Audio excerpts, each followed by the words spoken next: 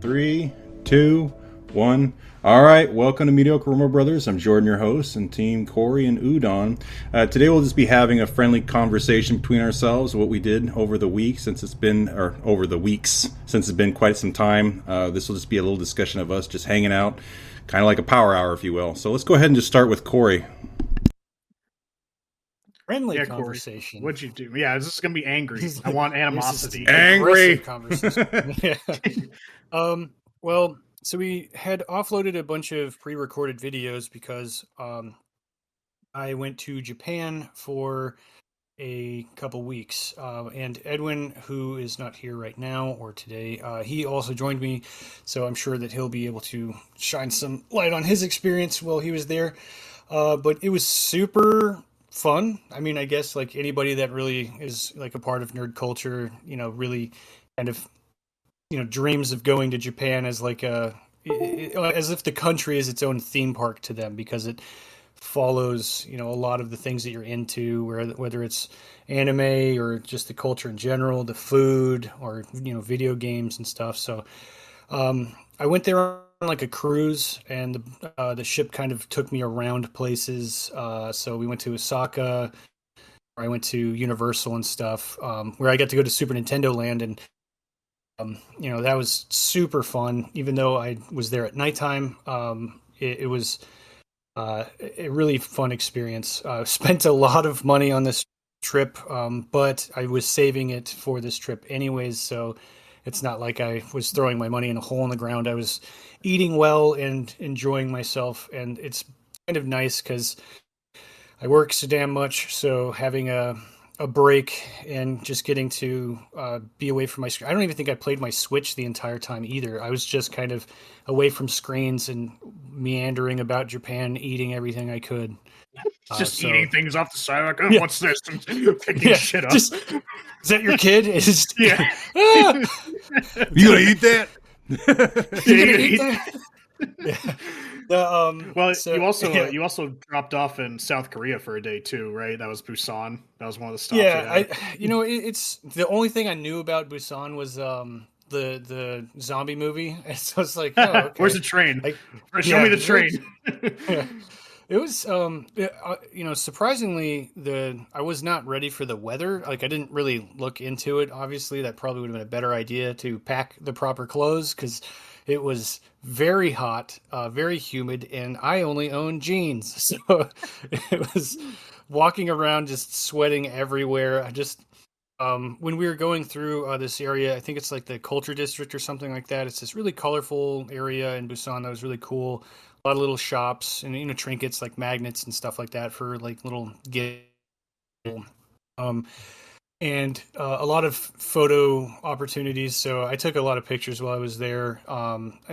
Maybe I'll compile it once I clean up a bunch of stuff off my phone and touch up things in Photoshop. I can post some pictures on our Twitter or whatever. But I remember I was like halfway to where the water is in this area, and I've been walking probably like 20,000 steps or something like that. And I was like, oh God, a cafe, thank God. And I walked inside where they had crisp AC, and I just looked at the ladies at the other side of the counter just dripping a sweat, and I was like, ice water. I was like, please help me. Get me some ice water. I'm like, oh my God, and went and got a bottle and like handed it to me and stuff. I was like, oh, this is the best thing I think I've ever drank in my entire life right now. Just give them like $50. Just like, thank you, you saved my life. It's weird because like, I know the money's called won, but like it's like yen. It's like, oh, $1's like 100 yen.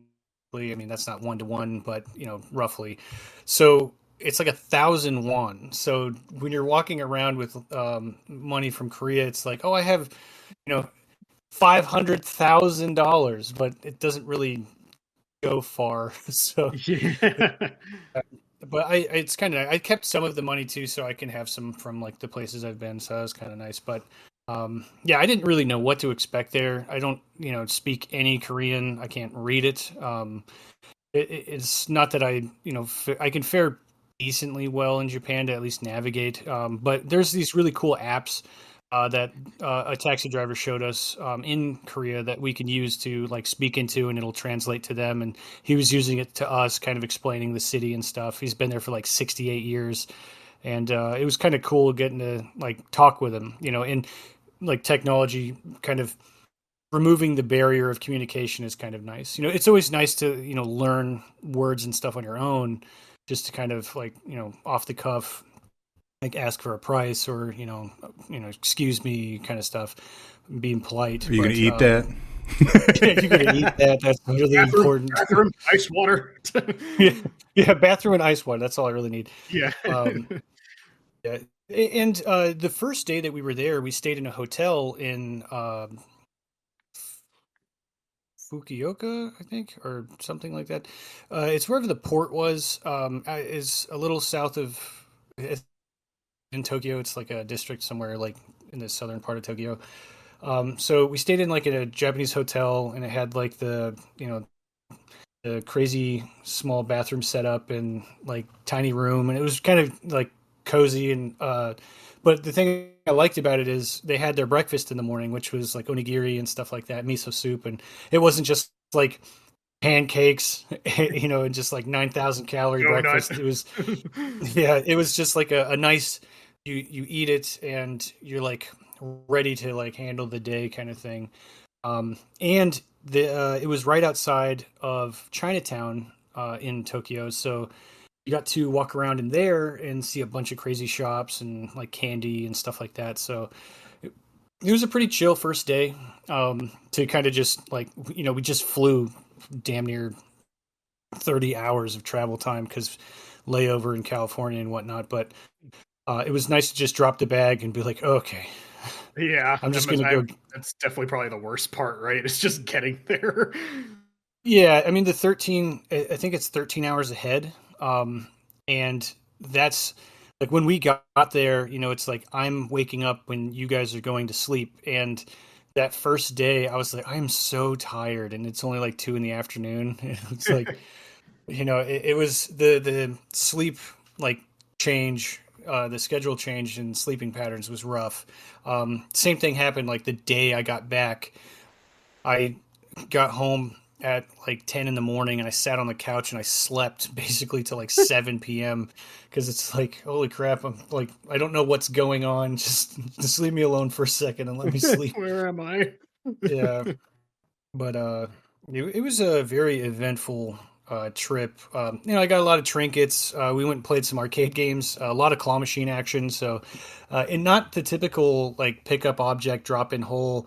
They have this like the pusher one, I think you said you did, where you have to like push it in the hole or something. Yeah, like there's that. like a two. It has like 2 bars, and there's a box sitting on it, and it's just wide enough for like the box laying flat to rest. But you use the claws to try to like flip it over or something. And Edwin had won a. I feel like it's from 2.5D Girlfriend or something like that, like a character from that, and then the chick from the new My Hero Academia movie. I think it's called You're Next or something like that. The girl in the red dress. I won that, and then I won like a Pokemon coin bag for Angie, and there's a lot of like food prizes. So there'd be like packs of ramen or like candy or something like that in there. Like one of them was Hello Kitty toilet paper, and I was like, oh my god, yeah, it's just weird. I was like, oh, okay, it's not just stuffed animals, and like weird food keychains. So it'd be like, like beef teriyaki, but a keychain. And it's, I don't know, it was kind of fun, but yeah, a lot of those. I didn't do a lot of the gotcha machines. I did maybe like 2 of them. One of them was for Mega Man magnets, and then one of them was the only reason why I played it because it was a Suikoden 2 keychain machine, and I was like, that's very specific. Like for Suikoden 2, a PS1 RPG game that came out like 20 something years ago. Yeah. Okay. But it was in a bookstore, and I was like, yeah, I'll do that. They had a ton of those things in that bookstore. There was like an entire grocery aisle of them, basically. that range anywhere from Pokemon to Fruits Basket to Detective Conan and basically anything in between. I am very sure it's something else, but you say Detective Conan, and I just picture a barbarian with like really heavy reading glasses on. Yeah, that show is really popular. Let's see what else. There's kind of a lot to kind of go through on that trip, but ultimately it was very relaxing, a very long trip, which was kind of nice. We went to Osaka, we went to Hiroshima, we went to Nagasaki, we went to Mount Fuji area. I didn't go to the mountain, but we went to Ieyasu's like family museum, but you couldn't take pictures, but like you got to see all the armor and stuff, and I was like, oh, this is so fucking cool. Like there's this dragon armor that was like, the helmet was just so fucking awesome, and I wish I could take pictures of it, but mental photos, it just makes for a pretty cool memory. You take like a cable car to get there, so you're just kind of like riding over top of this like forest that's going towards the coast, and it's just so picturesque and hot as shit. But the temple and the museum were really cool. And that wasn't something that like we did through the cruise. That was just something we found to do when we got off the boat, and we're like, hey, taxi, where do we go? And he's like, this is pretty cool, I guess. And it's like, all right, drive, I'll pay you. It's to take me somewhere, just hopefully not to my grave, but somewhere interesting. Just please don't kill me. Yeah. No, it was there was a mall there that we went to and kind of hung out in.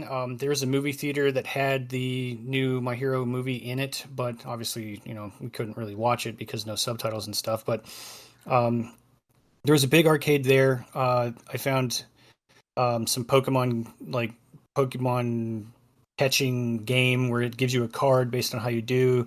And so me and Edwin played that a bit, and we got some ramen there. There was a lot of little shops, so they had some cool stuff. And then there was the market was underneath, like on the bottom floor, and fruit is very expensive. I've heard that is because they don't. I think they import a lot of fruit. Yeah, and they also really like peaches. There was like a lot of peach flavored stuff and grape flavored stuff, and I liked the grape flavored stuff, so I was just eating everything that was like grape candy and whatever it was. Well, but I don't know what the Japanese do to their fucking candy, but their fruit candy always just tastes so sweet and so much more like natural, like closer to what the flavor's supposed to be than like our candy does, especially peach. I don't know, because I've tried stuff at like the couple Asian markets we have over here, little like gummy candies and stuff, and they've always tasted better, like specifically the fruit ones. Yeah, I have there was because there's Haichu that everybody knows about, but there's like a Haichu Premium or something. I saw like it was like a hoity-toity version of it. I was like, oh, I have to eat this, so I got a grape one. Subscription for that one. Yeah, it's like, oh, I got to eat this on. Yeah, but it was pretty good. I really wish I could have just bought the fruit, but like I wouldn't be able to bring it on the ship with me because of the whole. They're like literally they're warning you, like the Japanese. What is it? Security, I guess, when you're getting on the port, they're holding signs like "Do not bring fruit back." And it's like, okay, no fruit, yeah, no fruit and no meat. So I'm like, oh damn it! And like the grapes were like $70, but like every grape was just like this perfect looking grape, and I just wanted to just buy. Oh, they shoot into the atmosphere one and sit there and eat it in the store because it's and not enjoy. It's like, yeah. But no, you're good. You shot into the atmosphere for like half a second because it was like, oh no, they found out he took grapes. Yeah. They found him. Yeah, they're coming to get me. Yeah. Yeah. We did go to a I don't know if it was that mall. No, I think it was the Osaka Mall. Ended up at a food court that had the hamburger steak meals. Hamburg steak, yes. Hamburg steak, yeah. And that stuff was really good. And I felt bad. Another thing, there was like a freaking Wagyu beef butcher right there. And I'm like, I can't take this with me. Can I just smell them and just sit here and enjoy the presence of this because I can't do anything with it, unfortunately. But you were allowed to take sake back, and they don't confiscate that. So because if you're I drunk, did. you'll make more purchases. Yeah, they're like, yes, encourage it. So I did get a special sake that I brought back, and it's just kind of sitting in my hutch right now, waiting Save for some a. for when I visit you. I Yeah, don't I even was like going to say alcohol, I'm but I want to waiting try it. for the old visit from Udon that's coming up soon, and I also got some soju. So I got that from the market area. There was like a whole thing. I also got some coffee from there that they had, but they were serving it cold, so I'm interested to have like actually hot coffee of the same type. Mhm. It's got like Halloween stuff all over it because they're getting all their Halloween candy and everything ready. So it was kind of neat seeing like just ghosts and bats on like all their stuff because they're getting that holidays coming up. Yeah. And they did like the Pokemon Halloween celebration at Universal was cool, and they had DJ Gengar and just I don't know. It was just that was really fun. The Universal Day. We went to the Harry Potter world and got on the Hagrid ride, and it's all in Japanese, so it's kind of funny because I've been on the ride in Florida, and so it's like it's the exact same thing, but everybody's speaking Japanese and stuff. So it's also great. If your glasses on, everything's just blurry anyways. So you're like, cool. I'll just get on this ride and not see anything. I also thought I lost my phone that day, Mhm. which I was like, oh my God, this is, we're so early in the trip and I can't take any photos. And yeah, but I found it. And well, Edwin found it and brought it to me. And I was like, oh my God, thank you. It's like I was so pissed. But like their locker system is really good and people don't take things. So it was just in the locker still. It's like, oh, thank God. Yeah. Oh, also the weird thing, I know we were chatting about this a little before, but they have a water world area in the Universal over there, and that kind of really threw me off because I haven't really seen anybody or hear anyone talk about the Waterworld movie with Kevin Costner in years, and so just going there and seeing a dedicated section, it's like, what? Okay.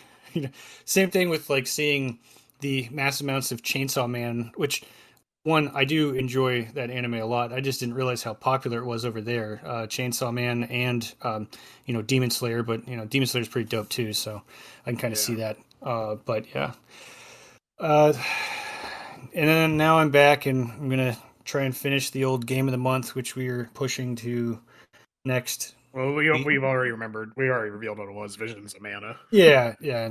I think I'm getting close. I mean, I'm level 60 something, and I'm about to wrap up chapter 7. I think there's 10 chapters. Yeah, so if you're at the part where you're like mopping up all the Benevodons, that's basically like the last big push because chapters 8, 9, and 10 happen in like an hour. Like those Oh, ones okay. are really fast. Because I just finished fighting all the Benevodons and So you're whatever. basically at the end. You just have to go through. You're basically gonna have like a boss rush and then the final boss, and that's basically what you have left. Yeah, because this thing I'm doing right now is like traveling through like all the locations, whatever that you've Oh, previously visited. It's like small sections of that. Yes, you are right on the cusp of being done then, because when you get to the end of that, you're gonna fight the final boss and you'll be done. Oh, okay. Well, You're geez, why right doesn't it tell there. me? Oh, okay. Well, damn. I stopped playing it like right before I went on vacation because I was like, this seems like a good place since I feel like there's a lot left. And it's like, oh, it's No, right it's there. So okay. really not. You're almost done. Yeah. Well, I'm so far, again, I'm very much enjoying the game itself. It's so cool. The characters look so different from when I first started because of all the gear changes and everything. I'm rocking the party of Val, Palomina, and Karina, and I'm using. Basically, I have Val set up with the water suit because he just freaking cannons everything with that damn special item, which is super funny to watch him just hose down the map. And Yeah. then I'm using the dark scythe for Palomina because reasons. And Karina's rocking the light gear because it looks like a Dragoon. So it's like, yeah, that's fucking cool. It's funny. We almost have the same setup. We have the same party members. You have the same party members I used, and even I used Val in his water form for almost the same reason. The only difference is that my Palomina I have as wind, and the Karina I the have fighter. as, yeah, as she she steps on everyone because she's a fucking boss bitch. But it was it's funny. I have her set up for wind, but only to use the passive because basically my entire gate strategy is her just using fucking New Moon and nuking everything immediately. So she's using like moon powers, but I have her the passive with the wind because it gives her a passive where if all she does is hit people, she gets MP back. So she just has like infinite MP. It's fucking nutty. Well, her mana like output is high as shit too. So I'm using the dark thing because the gravity well kind of will pull everything when you use the elemental like special of it. Yeah. And so I pull everyone to the center, and then I'll just start nuking, and then I'll use my my class ability or whatever, which the dynamic of that is so cool every time. It's just they managed to like capture the fact that it's like the game does not get boring, even though you're doing like the same stuff over and over and over again. It still feels cool as shit every time you do it. Yeah, I think the only part that I found boring was the part where you have to go around and clean up all the Benevodons. Like that part seemed to drag for me, especially because like those scenes are important because it's all character work, but it also put the main story on pause to deal with all this shit. So it's just like, come on! I know we're at the end. Let's go. Yeah, because it's backstory, lore dumps for everyone. That is 100% what I thought of. Yeah, exactly. Like it's just delaying. Well, it's like I felt like we should have like addressed all of this when we were here the first time, sort of thing, you know? Like this should have been done beforehand, but then we just go there and now we're in the fucking backtracking section and to go do all this shit, and then we have to. Everyone has to have. The thing is, it's important for the character work, right? But what's not important is like or rather the fact that they all kind of play out the same. Everyone has like everyone has their crisis, then everyone has like their coming to term moments. I grew up so much during this adventure thing, and unfortunately it kind of feels a little cut pasty in that sort of regard. But so that definitely felt like the slowest part of the game. But overall, I could say that was if that's the only part of the game that I kind of had, a little chip on my shoulder about, it's a good thing because everything else I felt was good. Yeah. I mean, I feel like the pacing of the game too is very well done. I mean, like you're kind of experiencing that one area long enough. You're never like dwindling, or you're not dwelling on an area unless you're doing like side quests, which of course I was trying to do every single one, so that's why it's kind of been dragging on. But then I was like, I'm going to wait until. No, go ahead. Huh? Go ahead. I was going to say like, shit. Go ahead. Talk. When I could, when you get the ability to kind of go anywhere with the companion, the flying companion, I was like, okay, I'm going to now hold off a little bit on side quests because I know I can come back at any time. Because a lot of the times I was doing them because I was like, well, I'm not going to be able to come back to this area because there's no fast travel system really. And there is, but it's like zone based. You can't just like go to the world map and pick anywhere. Well, it's continent based because from your menu you can only fast travel when in whatever map area you're in, and then you have to use the meridians to travel to any other meridian on the continent. But if it's off continent, you have to actually physically go there. We should probably pause this because we're talking a lot about the fucking game that can be all saved for when we actually talk about it. Yeah. There you go. There's a preview of next week. Yeah, it's fun. It's a good one. I'm excited to talk more about it. Yes, I cannot wait to talk. I have a lot of things to say about this game. A lot of good things for once. So yeah. I guess outside of the Visions game, I picked up Luigi's Mansion Dark Moon and the new Zelda game. I have not cracked open the new Zelda game just yet, but I did play a little bit of Dark Moon. It's Luigi's Mansion. It's not overly difficult. I played it when it was originally on the DS. I played it when it was originally on the DS. It was I liked it, and that was my first Luigi's Mansion. I kind of played a lot of, because I played the original, but like the thing where it's like at a friend's house basically. Yeah. So I never owned it. But even on the DS, Dark Moon ran really well. It functioned well. I thought it was pretty fun. I don't know. I think something with Luigi's Mansion is that like I don't think it's going to be scary. Yeah. Obviously, everything's fucking cartoony. I mean, I'm not expecting to be like, oh god, it looks goofy. I want a plushie of the ghost. Um, Yeah. I don't know. I guess I just don't really see the point. I don't know. I just thought it was fine. I never like caught myself being like, oh, this is super fun. I want to play this again. At the end of the game, I was like, well, that was interesting. I'm never gonna play that again. Yeah. Yeah. Well, it was the first GameCube game that came out, and then so it took a while, and then they finally do the DS like sequel.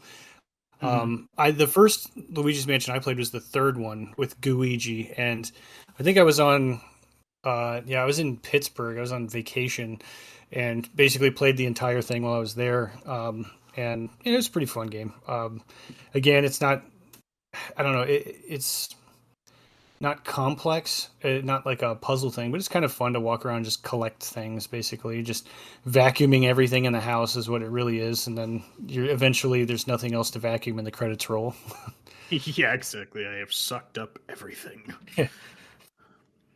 Everything That's pretty much it for me for now. I mean, that was very long-winded, but it has been 3 weeks since we've done an episode, so a lot has happened between that. And I mean, going all the way to Japan is a fun thing to talk about. Probably, hopefully, the next time you go, it's going to be with me, and we're just going to like spend a week in Tokyo or something. But I feel like the way to do it next time, because me and Angie and Edwin were talking about this, but it would be like pick a place, pick 3 places, and then go and stay there for like 4 days each place, so that you kind of just absorb that area.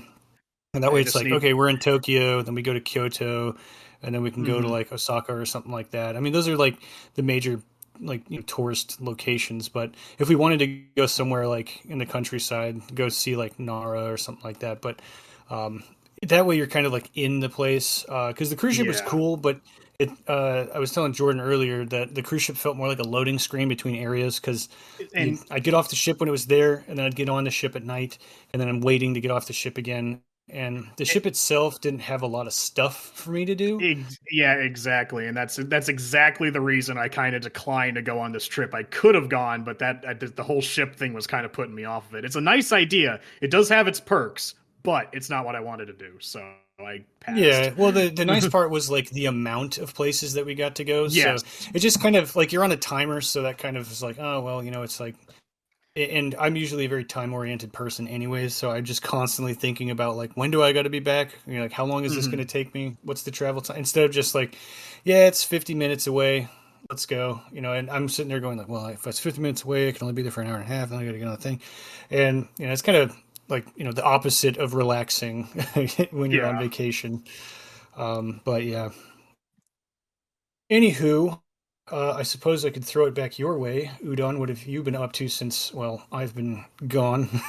Yeah, well, because I was gone for a small portion of that, because it just so happened to line up nicely, which is why we had 2 pre-recorded episodes, because you went to Japan, I went to Massachusetts for a weekend. That's even better.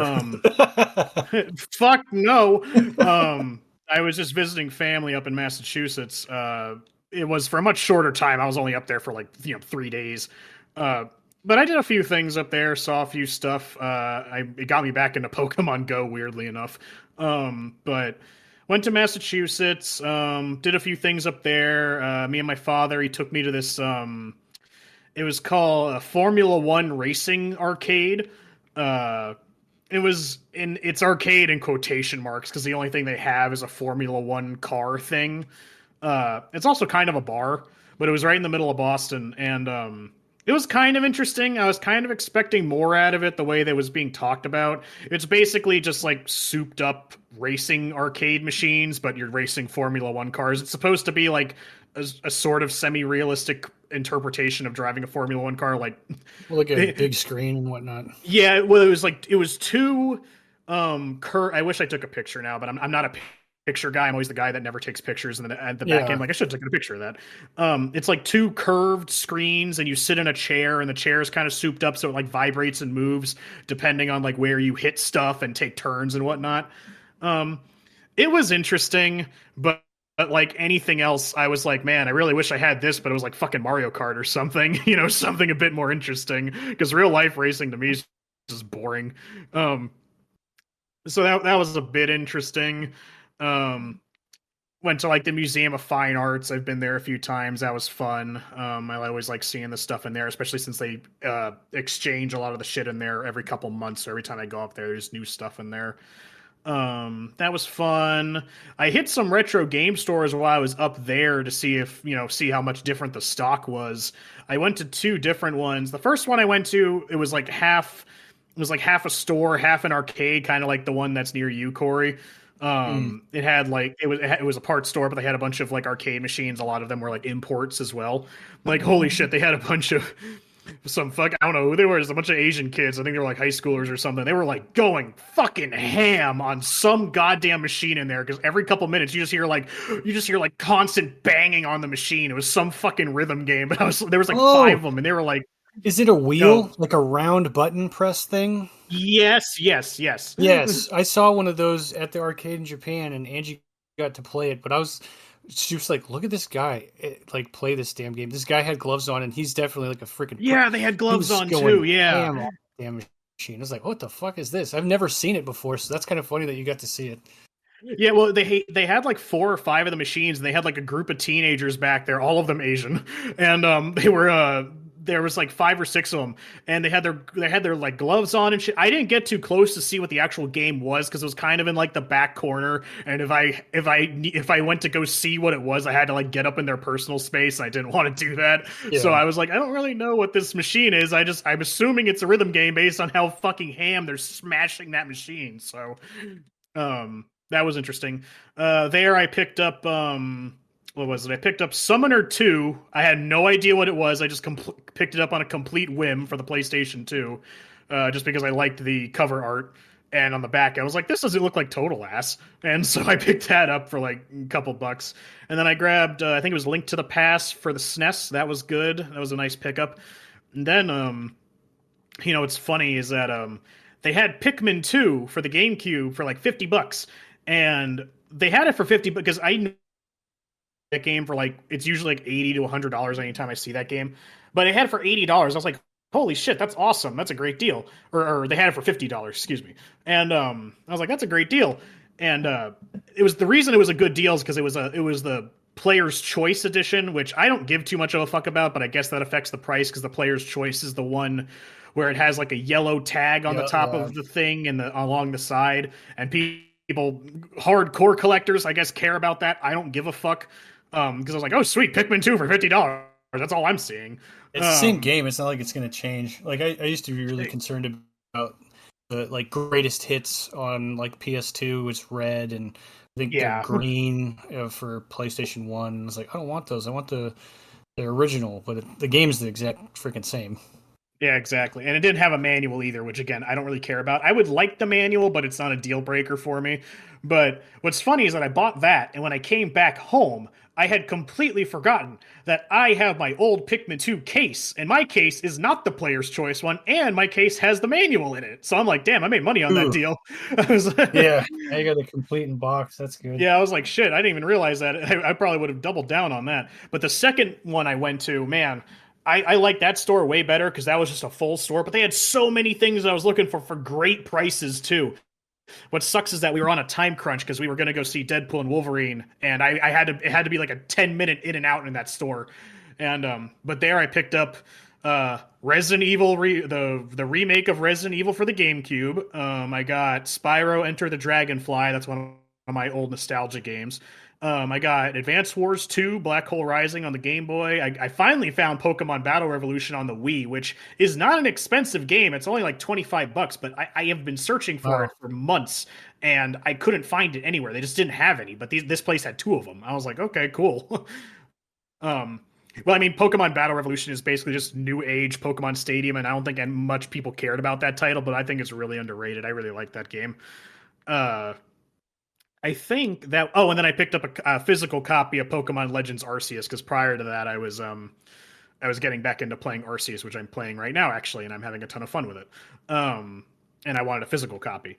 So I picked, and they had it for like a cheaper price than I could have probably found anywhere else. So I grabbed that, and then met some friends and family and stuff like that. But that's all personal stuff. That's about all I did. It was just a quick little visit. I like seeing Boston. It's where I grew. It's where I was born. Was up there. Don't live there anymore though.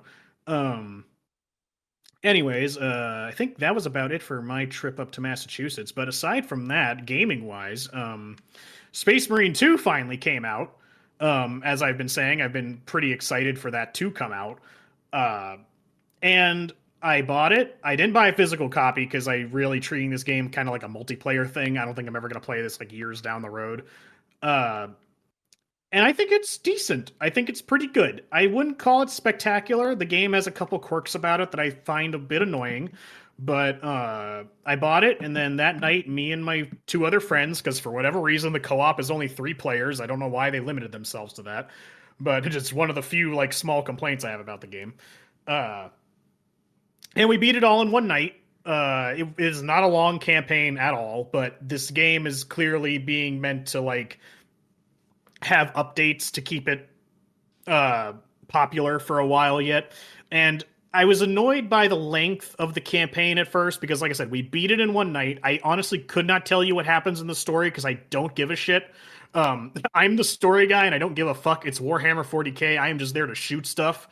I don't need the reason. You just need to point me and I'll just kill anything that moves in that direction. But we beat it in, I want to say, like 7 to 8 hours. It was really short. And the game is $70. And I was kind of sticking to my craw, but then I thought about it a bit more, and like games like Halo and Gears of War and stuff like that, you can beat all those campaigns in one night, easy. I just don't think shooter games have very long campaigns, and even if it's not long, doesn't mean they're not memorable. I remember stuff about Gears of War and Halo all the time, so I didn't really hold that against the game too much. The game flows pretty well. It has a fun melee and shooting system. You definitely feel like a badass tearing through Tyranids. The weird thing is that halfway through the game, as anyone who knows Warhammer 40k knows, there's like tons of different factions in the game. And yes, in the promos, we're fighting Tyranids, which is basically like the closest comparison would be like the Flood from Halo. They're like this giant hive mind alien creature that comes and destroys worlds. They're just destruction incarnate. They're not mindless. They're intelligent, but they're just ravaged beasts that just destroy everything. And the things that they advertised about the game was all their horde mechanics, because this is from the same people who made Daisy or World War Z, not Daisy. And where in that game you had like the zombies that would pile up on walls and stuff and climb up to the top of things. They basically reuse that engine for the Tyranids, which works really well because it fits perfectly within how Tyranids function. So that's fun. But halfway through the game, we kind of switch enemies to Chaos. And Chaos is a weird beast because especially depending on what Chaos Lord you're fighting, which I don't think it's directly stated, but these people are Zeech, which means they're just kind of weird. And you fight Chaos and Chaos Space Marines and demons and stuff. And those are fine, but they don't take advantage of the horde mechanic because that's not how that enemy functions. So halfway through the game, this thing that they've been advertising all this entire time is just completely thrown out the window and we never see it again. And number 2, I'll never understand this. And in the lore, it makes sense. I don't understand why you do this for the game, though. The Chaos Space Marine Legion you're fighting is the Thousand Suns, I believe. And the thing about the Thousand Suns is that they've given themselves to Chaos wholeheartedly to the point where they don't have physical bodies anymore. So when you're tearing into these people, they just kind of poof into Chaos magic mist. And I'm just like, dude, that's fucking lame. Show me some blood. I paid $70 for this thing. I want to see blood, guts, gore, heads, and arms go flying. Because that's what you get when you fight the Tyranids. But when you fight the Chaos, you don't get that anymore. And I'm just like, man, that's fucking lame. And it's like, well, that's what the Thousand Suns are. I'm like, well, that's great. Choose a different fucking Chaos Legion where I tear into them. I see their fucking blood fly everywhere. But, I mean, it's a small complaint, all things considered. The other thing is that there's a couple times in the game where they're setting up like a big confrontation for you to fight, and it's undercut by a story beat. So there's like it's almost kind of like how World War Z function, where there are like specialist Tyranids and stuff that'll spawn, and like kind of boss tyrannids that'll spawn sometimes, and this big like tyrannid overlord guy will spawn. He's like this big T-Rex size looking tyrannid, and you got to kill him. And in one section of the game, you kill one, and then 3 more spawn. And at the time, I was like, oh shit, we got to fight 3 of them. This is going to be crazy. You know, I'm not just like, oh shit, we're dead. I'm like, oh shit, this is going to be hard. You know, it's like, okay, let's do this. You know, for the Emperor, let's do this, brothers. But then they all get bombed because of a story beat. Like a ship comes in and kills them all. And I was like, aw, I wanted to fight them. That's lame. And then another point in the game farther on, granted, just looking at it, it's a cool moment. So I think it's in the last level of the game. There's a section of it which I know a lot of people have probably seen because for whatever reason the cutscene of it was circulating the internet when it came out. But there's this thing called a dreadnought, which is basically a giant mech thing that the Space Marines use. That it's controlled by a dead Space Marine corpse that's inside the vehicle. And he'll come in and he'll destroy a Chaos Legion dreadnought, and then he'll follow you and shoot a bunch of enemies, and it's a walking just like instant kill. He has like this giant minigun and he's just blowing everyone away. And you get to this section where this giant chaos portal opens and tons of people are coming out. I was like, oh shit, here comes a bunch of enemies. Let's do this. And I'm getting all ready to fight them. And then the dreadnought just mows them all down. And I'm just like, oh. I was like, I want to fight them. That's lame. It's like it's cool watching it, but if this is a video game, my guy, I want to fucking kill them, you know? I'm like, I want to fight. I want to shoot these dudes. I was like, I don't know how you would justify it within the game because a dreadnought's not a mech. You can't just take control of it. But if you're going to have that happen, let me control the dreadnought so I can kill the people, you know, instead of me just standing around watching other things kill stuff. I'm like, the point of this game is for me to shoot things. I want to do that. I mean, in the grand scheme of it, it's just small things. I just thought it was a little weird decision-wise for a game like this. But besides the campaign, they have operations, which is kind of like a PvE mode, which there's missions that you can do with class-based gameplay that tie back to the campaign missions. So those are kind of fun. And then you have the PvP, which I've only played a little bit of, but I'm like, this is pretty decent. The balancing's a little all over the place because stuff like the shock grenades are incredibly overpowered because they're a flashbang, a slowing field, and a damage field all in one grenade, and that's like a bit much. Flashbang period is just enough for, you know, there's a reason flashbangs only do that because, you know, not being able to see is pretty strong, you know, but, you know, slow your enemy and damage them all at the same time with that one grenade. That's a little overpowered. But the other thing I'd say is kind of annoying is that the main weapon of a Space Marine is called a bolter, and it's basically like it's a machine gun, but it doesn't shoot bullets. It shoots mini rockets essentially, which is why it causes everything to fucking explode when you shoot it with it.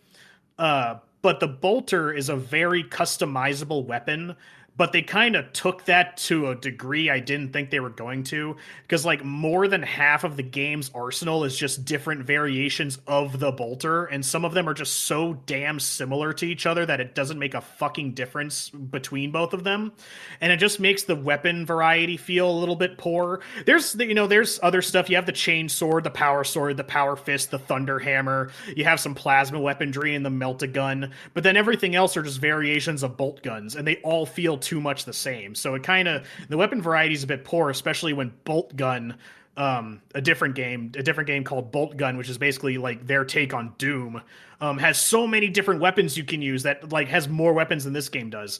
And I was just like, man, it's kind of lame. It's a little boring, but the game looks great. The game ran pretty great. The PvP connection was a bit of an issue, but as far as playing my friends in the campaign, we only had like one disconnect, I think, through the entire time we were playing, and it ran pretty well. Yeah, I mean, I was looking forward to it. I'm not blown away by it by any means. I'm still playing it, and I'm looking forward to seeing what they do with it in the future, but Space Marine 2 is kind of like 2 thumbs up for me. Even people who don't like Space Marine, you just want something to go in, you just shoot stuff and feel like a total fucking badass. There you go.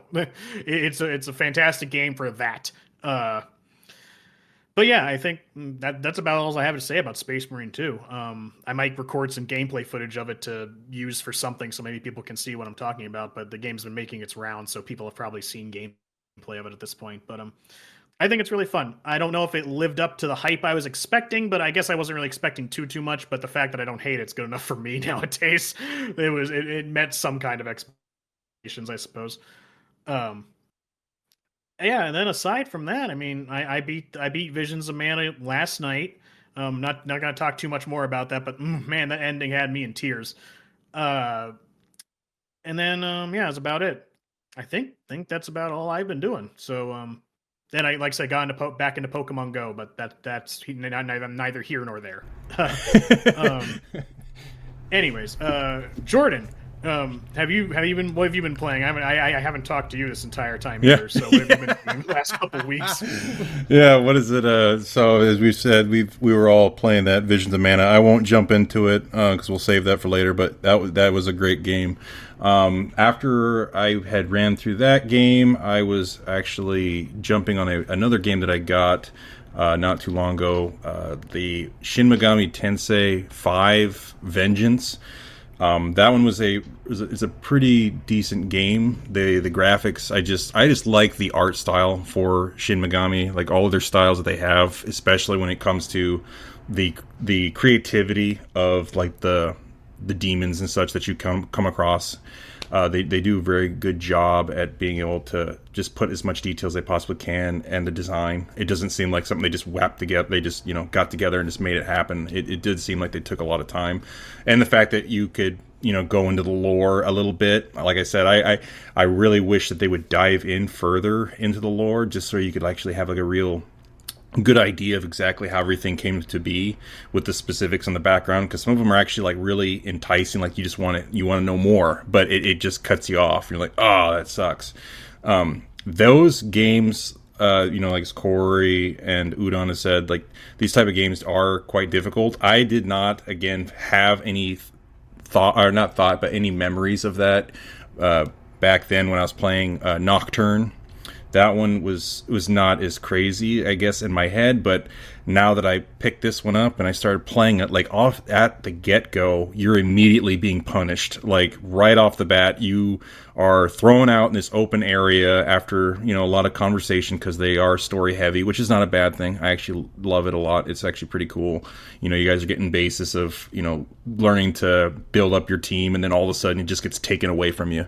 You're basically brought into the future, and basically the end of days happened, and then your location in Tokyo was just made by God, as this like a like it doesn't really exist. It's just there. He wanted to bring everything together, even though everything was basically wiped out. So you're in this location where it's like 18 years of everything just went to hell, and so you're just rummaging through, which I believe is Tokyo, but it's just destroyed areas, collapsed vehicles, everything just destroyed to shit, but there's demons everywhere. So like you're running around town and you're like, okay, I'm just gonna get the feel of it. They're gonna run me through a tutorial, like most games do. No, they don't. You get right in there. You have a conversation with this I don't know, he's like a skeleton looking like guy, and he like sells you stuff. He basically takes items that are to him valuables or collectibles, which to you it's just a soda can or something that really is meaningless to you, but to him it means a lot. So you give him those items and he gives you back in money, which I can't remember what the currency is. It's not dollars or yen or anything, I don't believe. I think it's a specific type of name that they made up for their currency. But if you're not being careful with how each way you go in about these battles, usually is very painful, because you think that, okay, I survived this battle, I can just go back to the checkpoint, save, get all my health back, and we're good to go. That's not the case. You go back and they say, okay, where's the money? And you're like, I don't know what you're talking about. I'm just trying to get my stuff back to life. And like, yeah, that's fine, but I need some money. You don't got the money. We can't bring your guys back to life. And you're like, oh, that sucks. And it's not even if you have a group of people, because right when you start, it's just you, and you end up feeling the pain like really quick, eventually to the point where you're actually scared to engage enemies. Like you're really trying to find money first, at the same time not trying to get caught by a monster, and then you're just fucked basically. So it takes a lot of time to start off before you can actually build up a team and the fact that you can get people on your team basically through conversation. You will basically start up a conversation, say, I want to talk to this demon, and then they'll ask of you, either like give you a riddle that they expect you to solve, or they tell you something that they want you a specific type of response. Like somebody like really wants to be basically saying, I'm awesome, I want you to tell me how awesome I am, right? And if you say something different, I'm going to take offense to that, and we're just going to battle, or I'm going to run away. Sometimes you can actually give them what they want, and they still fuck you and say, I'm not going to join your team. You're like, that's bullshit. Like I remember I gave, at the time I had very little money, and there was a specific type of monster that I wanted on my team, and I was like, okay, I'm going to give him what he wanted. And I eventually almost gave him like 3/4 of my money, and he just said, fuck you, and then just took off. And I lost all my money, and I'm just like, oh my god, I got to start all over again. And I'm fucking running through, and I'm just trying to save up money once again, which takes a long time. It's not quick. It does require some hours. And then you eventually, once you build up your team, then it starts to actually pick up pretty quickly. And then you start to figure out what you do and you don't do, right? Like, I should go down this alley. I shouldn't engage these people. I kind of feel like something's going to happen if I go down this route. Probably shouldn't do that. Should probably wait. Oh, there's a really cool looking monster over here. Probably shouldn't engage, because if they look that cool, there's probably something behind it. So I'm going to go save really quick. And the cool thing is that you can actually save anywhere you want to. I was only bringing up the point where there is like portals that open up in the area, and if you go to those areas, those portals, they provide you the chance to save, or not save, but to heal your team, or create something called fusions, where you actually can do some sort of old art that is not considered a good thing to do, but you can do it. And you basically fuse the monsters together to get a better or stronger one, depending upon how strong the original demons are. Meaning that if you rush to it, you're just like, I'm just going to fuse these two guys together, and they're very low level, you're going to create a very shitty fusion, and it's not going to do you any good. So if you take the time to build up your original demons, and then you fuse them, you get a better outcome of a demon. And it usually works in your efforts to try to build those things up. So there's a lot of things going on through it. It is kind of heavily involved around biblical sense of, Christianity and stuff like that. But they do throw in some mixes to it as well, with other types of background mythologies and things of that nature, which is, it's really cool. Again, they added everything together and made it kind of more chaotic in a sense, where everything just went to shit, and you're basically trying to get everything before it gets worse. Even though you think it is already pretty bad, it gets even more worse, and you're trying to fix it before that happens. So you're going through a very heavily delved story that takes a little bit of reading, but again, it to me is actually a pretty cool game. Colors are very vibrant and colorful. The sounds and everything is pretty dope, because I play on my TV and such with my pretty dope ass sound system, so it really does do pretty well to just play the game constantly. Hard to put down. So I've been putting a lot of time into that one, and I'm pretty sure I still haven't even touched the bare bottom of this game, because it's apparently a very long game. And I actually went the route, because you can decide to play the original or play the Vengeance version, because there's two separate choices of the coin of what you want to do. Do you want to go this way, or you want to go that way? And I was told by online, I don't want to trust everything you hear on online, but I still went with it anyways, which was, you can go with the beginning and kind of get an idea of what the original was, and then decide to go with the new version, which is going to be a lot more. There's going to be some more different sides. You're still going to see repetitive things that happened in the past from the very beginning game, but they actually add a lot of stuff in the Vengeance version. So I thought, to me, I'll just take the original to see what it's like, and then eventually I'll replay the Vengeance version and see what that one is. And I think that might be kind of cool. And then on that note, I actually started picking up the Yakuza series again. I jumped back on Yakuza 0. I just love the stories of how they're very serious, and then they got the comical things. Like I tend to like that. Sometimes you want to get away from the serious versions of things, and they bring it up with some comical features that are, I think, really fun. Right now, I was actually in a spot where you're basically, you quit being the Yakuza and, trying to get out you're trying to go against the family. They're trying to buy up this last bit of property that's going to basically throw which one of the families in the more the upper levels of power, and you're the one that basically is trying to get that last bit of housing to decide what you're wanting to do with it. But at the same time, you're being chased by your own family members because of what you did, basically betraying the Yakuza, and your friend is trying to help you out in the same sense of getting you out of Tokyo or wherever it is. I can't really remember, but you actually end up fighting this one Yakuza leader, which is funny because he just looks like a very old man. You know, it doesn't look like he can do much. He's wearing a nice suit and all, but then apparently he has like these crazy tattoos. He's got like a ripping six-pack, and then he's just going ham on your ass with some flying kicks and stuff. And then you're like, okay, figured this probably going to be the crazy guy I want to not engage next time. And then you end up trying to get out, escaping, and then eventually you're running through areas, fighting off bits of Yakuza, and then you're getting tricked into going down in the sewer area where you fight him again, but he comes at you with a motorcycle, and you guys are fighting in the sewers and stuff.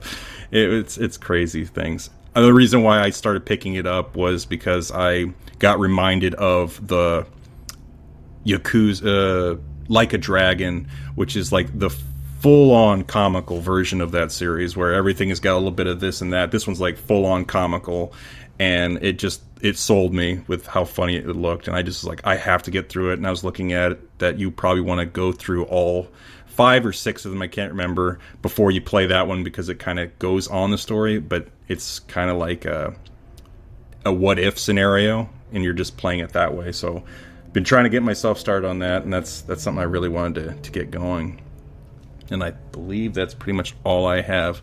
So, what you guys want to chat about in this episode? I just wanted to comment on, like, you went because you were talking about Tensei a bit before we started, but like hearing better breakdown of like how the fusion system works. I already knew that Persona was a spin-off of Shin Megami Tensei, but like, damn, that's literally pretty much almost the same exact system how you use personas in Persona by recruiting them and fusing them into something stronger and shit. I didn't realize that entire system was probably more or less copy-pasted over. I didn't even realize that. That's interesting. Well, that's the thing for me, is that like I've never really, well, if anything, I don't recall doing anything in that in the past. So it was kind of intimidating at first, because I was just like, there's so much things to go about with what you could do. Either you could decide to buy fusions, because they're specifically, if you don't have them in your party yet, then you can't get them right away. Or if you have the cash, you can. But if you're wanting to fuse certain things, basically, you either got to find them or you got to have the money to do so. And then there's like those rare fusions where it shows like a blacked out view of what it could potentially be, but it tells you the name of it. Like, for instance, the very beginning, you have something called the High Fairy, and it's like a level 18. At the time, it was like a level 5 or 4, so I didn't know what it was, but it only appeared because I had the fairy on my team. And then once I got the angel, it showed that I could fuse them together, but I was not a high enough level yet. So it was like kind of like getting you antsy to want to do it. So it's kind of cool how they kind of like throw things in the mix to try to get you to want to do that part of the game. Because I know that if we were to say that you were just playing a game just for the hell of it and you could fuse whenever you want to, I kind of think that it probably wouldn't make the game as fun. So since they're kind of finding things to entice you more, to say, hey, you might be able to get this and it looks pretty cool if you want to grab it, and you're like, oh shit, I do, I want to get it. So it definitely makes you want to actually use that feature, which I thought was pretty cool. Mm-hmm. Yeah. Fucking play Persona. I'm telling you to play Persona, and you go play the fucking Parent series. I got it for a gift. It's like I'm waiting for that Royal to drop down in price, and I really want to get it because motherfucker, I told you the other day that it was on sale. Speaking of the Persona series and stuff, that Metaphor game they have is they have a full demo, like a huge demo out right now. I haven't played it yet. It's downloading, but it's kind of like their approach to a Fire Emblem style medieval fantasy game rather than like the typical like modern day RPG that they do. I've seen clips of it, and all I could think of was like, wow, yep, that's Persona. Like the camera movements, the fucking menuing, everything. I'm just like, yep, that's Persona. I'm like, oh, I don't know what else to think. I mean, whether or not I buy it will probably be up in the air. I'll have to see what people say about it, but I don't know. It's not really too much on my radar. The demo is 24 gigs. Like, Jesus. it's a huge chunk of the game, and the save transfers over too. So basically, it's like the first 4 hours of the game, from what I understand, and then if you don't like it by then, I guess you're like, okay. But Well, I like the else art style.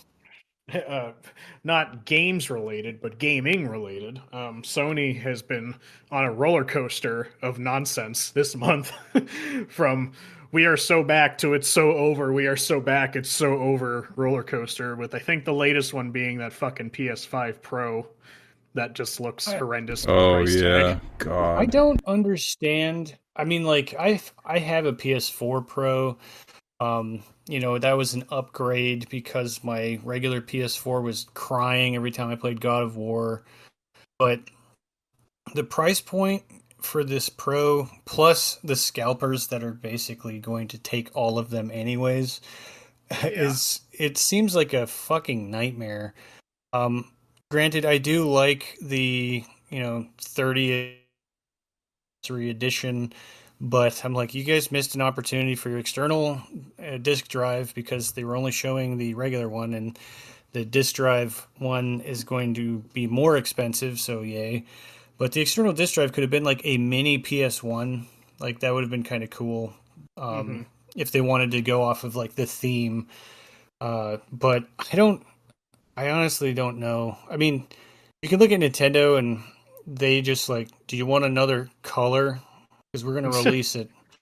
Pokemon's coming out. Do you want a Pokemon one? I know you got 400 Switches in your house, but what's one more?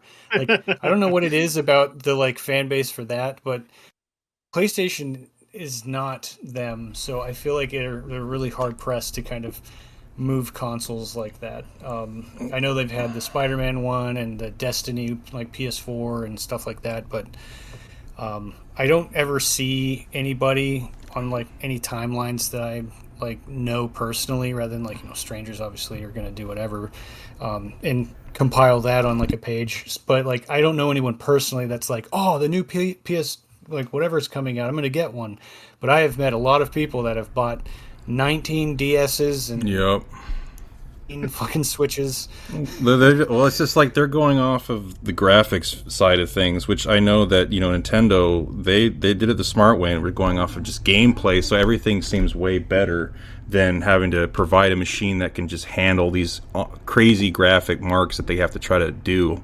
And that's what I was saying before with Udon. Before was I kind of feel like this typical Pro that just came out is supposed to be what the PS5 should have been in originally. And I understand that there was a lot of things that were going in the mix before, and I know that when you're trying to push out the next new bestest thing, you're trying to basically beat the next upcoming company. And so I know that was holding them back, but I really feel like if this is really what they're saying, it can do things like they are, try to run things at 60 frames, which is like the normal thing it should be doing. If they would have had the time and focused more on that, they could have made the system be, which I would think is the upcoming next new best thing, right? When you're making a console, you want it to be a lot different than the previous machine that you used. And when I first had the PS4 to PS5, it was a very little change versus what it was when you had gotten either the PS1 to the PS2 or the PS2 to the PS3, where it's just like there was a significant change on that. I feel like they're going down the wrong way when they're just like they're trying to appeal to so many people, but at the same time it's costing them heavily when they're doing the wrong thing, right? There's a lot of problems if they go the wrong way with it. It's just a lot of money on the table that they end up throwing away. I mean, eventually. Go ahead. Go ahead. I was going to say, like, eventually the game industry in general are going to run into like a weird moment where parts is one thing. Like, you can have, they're just going to basically have to figure out how to increase memory space, and like processing power is going to like, you only need so much. Like, they're obviously going to keep saying like the latest and greatest processing and graphics card. However, graphics will peak at some point, and it's going to be mostly about optimization for the game. So the software will cap out, and then it's like, well, I can have like the greatest hardware on the planet, but the software isn't any better. Like it's if you're looking at graphics wise, like, you know, Naughty Dog will probably push the PlayStation, and so will Santa Monica, because their graphical fidelity is like, you know, top notch for what they are. Like Last of Us 2, you know, story aside, the game itself looks crazy good.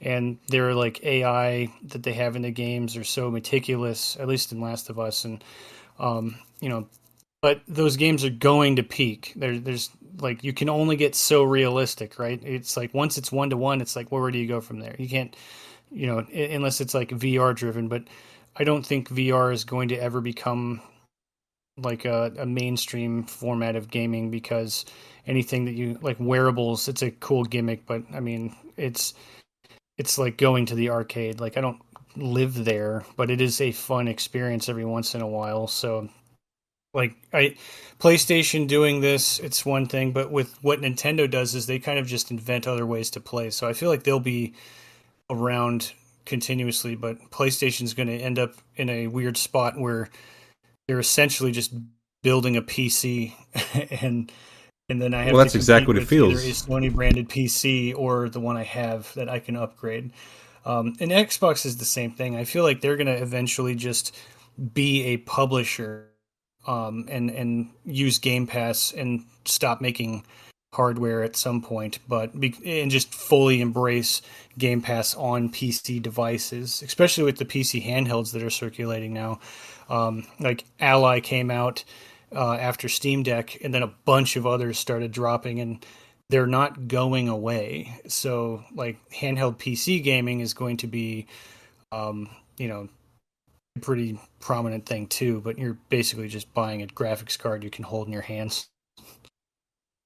I mean, I don't mind it if there's some kind of significant like upgrade to something that would really kind of justify like coming out with a different version of a console.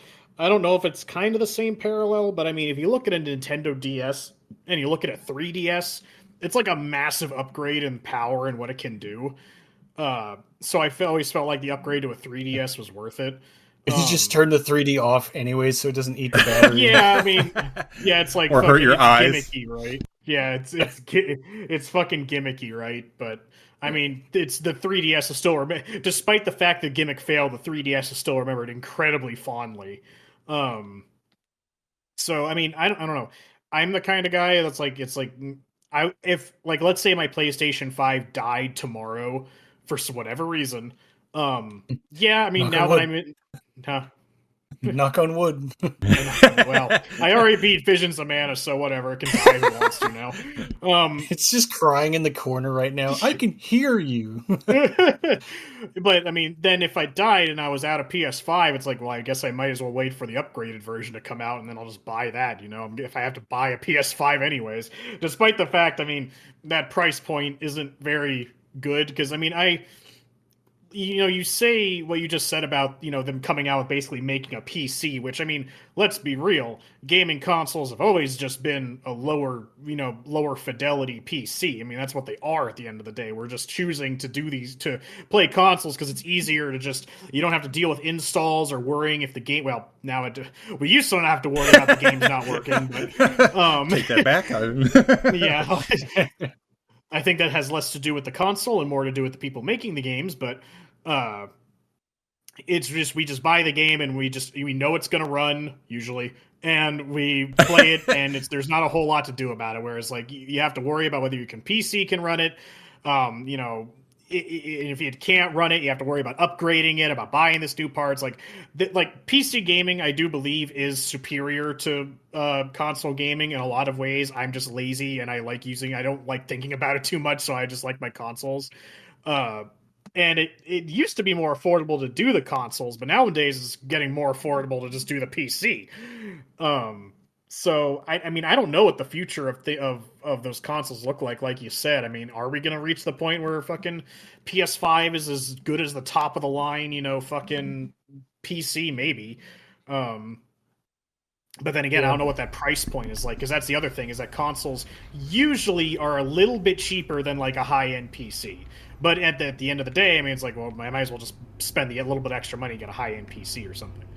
But yeah, I think the trend in gaming too, that's like, of course, is I feel like we're going to end up solely digital at some point, and well, that was the other thing, is that PS5 doesn't have a disc drive. It's a separate thing you have to add onto it. That was the thing that caught my eye. I was like, damn, it's a separate thing you have to buy to hook onto it. Here we go. It's the death of physical games right here for the PS5. Yeah. Yep. Well, exactly. I think about like all of the retailers and everything else that are like, well, our game section is obsolete, because why would I go to, like, let's just say Walmart, for example, and buy a piece of paper that says I can download this game, and it's like, that sucks. I can do that on the storefront of the actual console.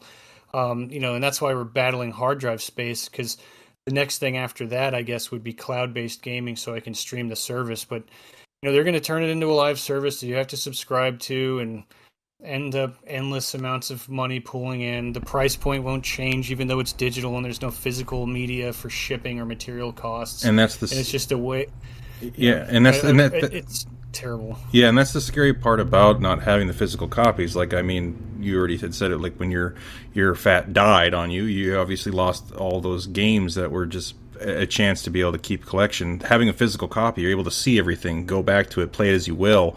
And if the machine dies or whatever that's keeping all of that data, if it loses it, you still have the copy available for you to be able to re-upload or re-download as you please. Digital copies, people can only see what you collect as if your machine is still alive, and that you can be able to let people see it either through streaming, or from people being able to see it at your house, to see it on your TV. It doesn't feel the same. It doesn't have that meaningful sense of accomplishment that I have all this here with me in my house. It's all only in the cloud. It defeats that whole purpose of collection, in my opinion. It's like the internet could die tomorrow, but my games will remain because they're still here. Yeah. Well, and the odd thing is, even if they went all digital or whatever, and like we didn't have any internet, like the retro game stores, the amount of games that you could buy that go all the way back to like regular Nintendo, like we'll probably see a weird gaming renaissance of people just like, there are already people that go back and play like nostalgic titles, but you're going to see that like become like a main thing where it's like, I don't have money or space. Like, I don't have the hard drive space, and I don't have the money to buy the new console and stuff, but I have this like old PS2 that still works, and this game's really cool. I can go spend $250 on Chibi Robo. Yeah, I did see that because I did go to a retro store the other day too, in my travels, and I also picked up a new PS3 Fat.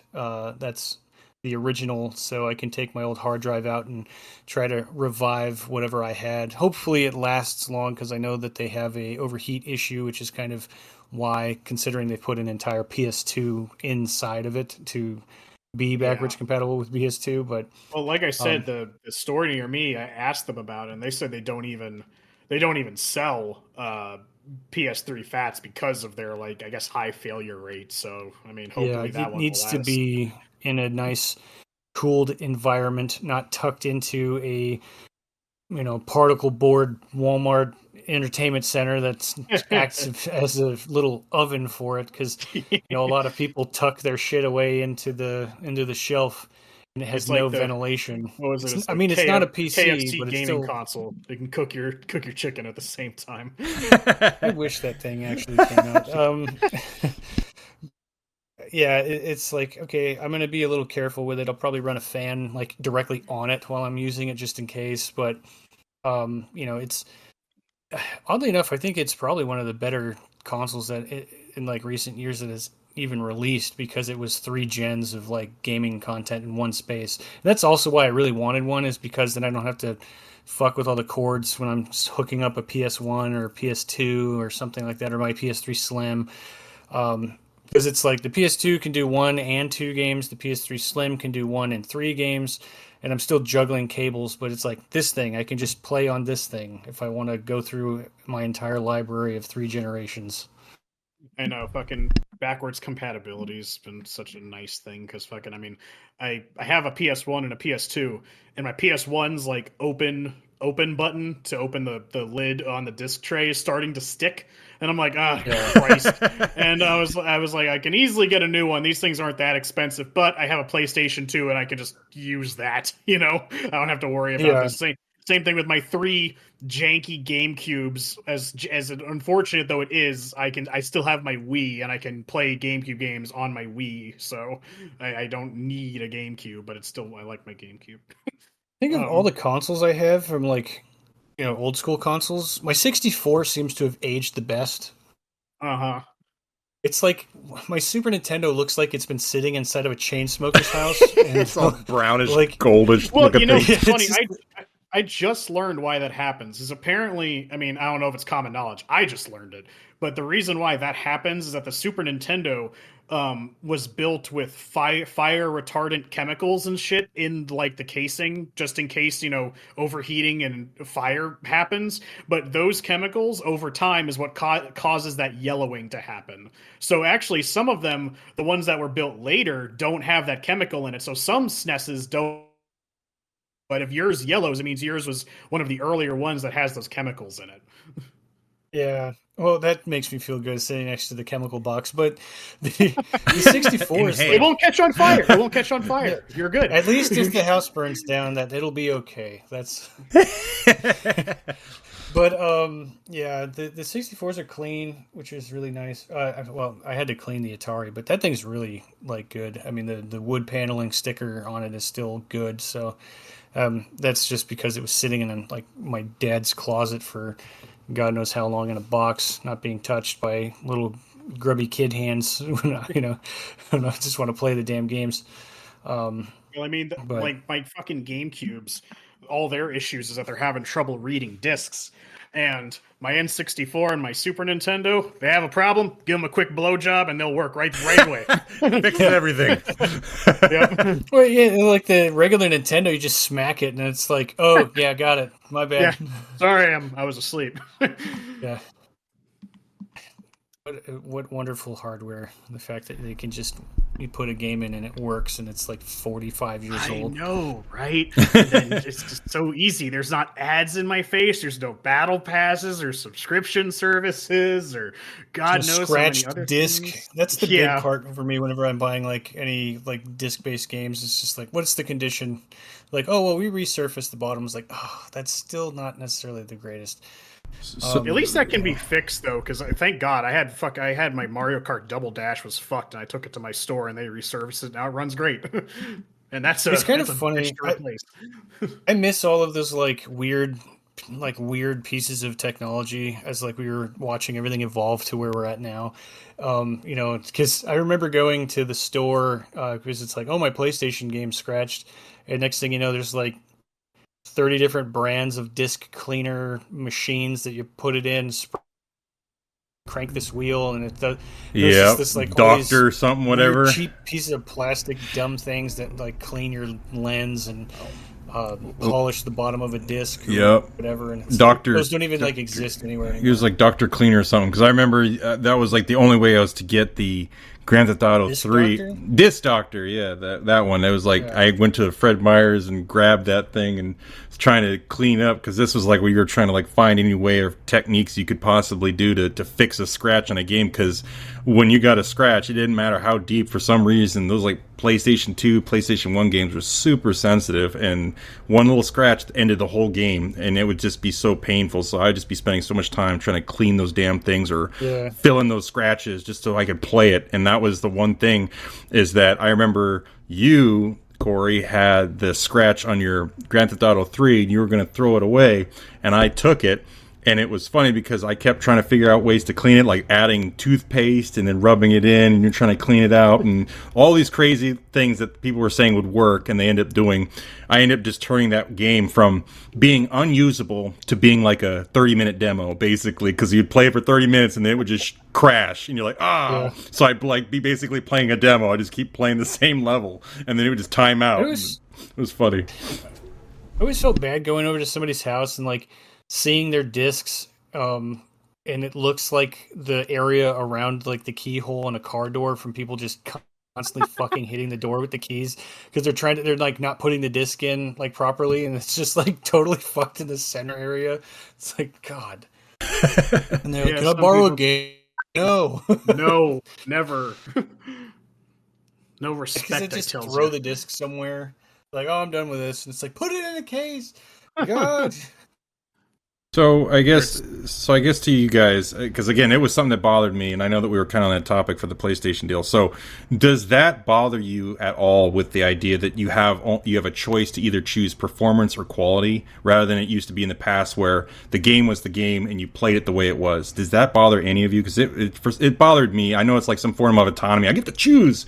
I would just have preferred that I got the game and it ran exactly the way it should for everybody, rather than, how was your game? My game looked really good, but it sucked because it can't hit the high frame rate. Or yours, it looked okay, but it runs very smooth. Does that bother you guys? Beautiful laggy graphics or smooth gameplay.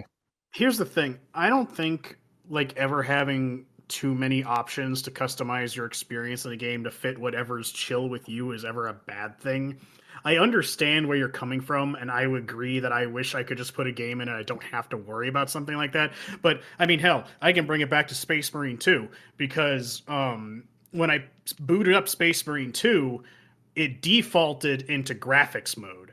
And I knew right away, because as soon as I started playing, I was like, there's something wrong. This looks like a shit. Like, I think it's running at 30 frames a second. Why does this look so bad?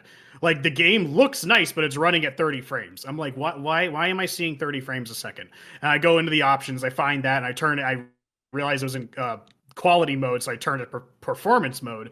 And when I turned it to performance mode, I mean, I'm just not a guy who cares too much about graphics. So when I switched it, I genuinely couldn't tell what kind of downgrade I made to the game. But then suddenly having 60 FPS, my eyes were like, oh, much better.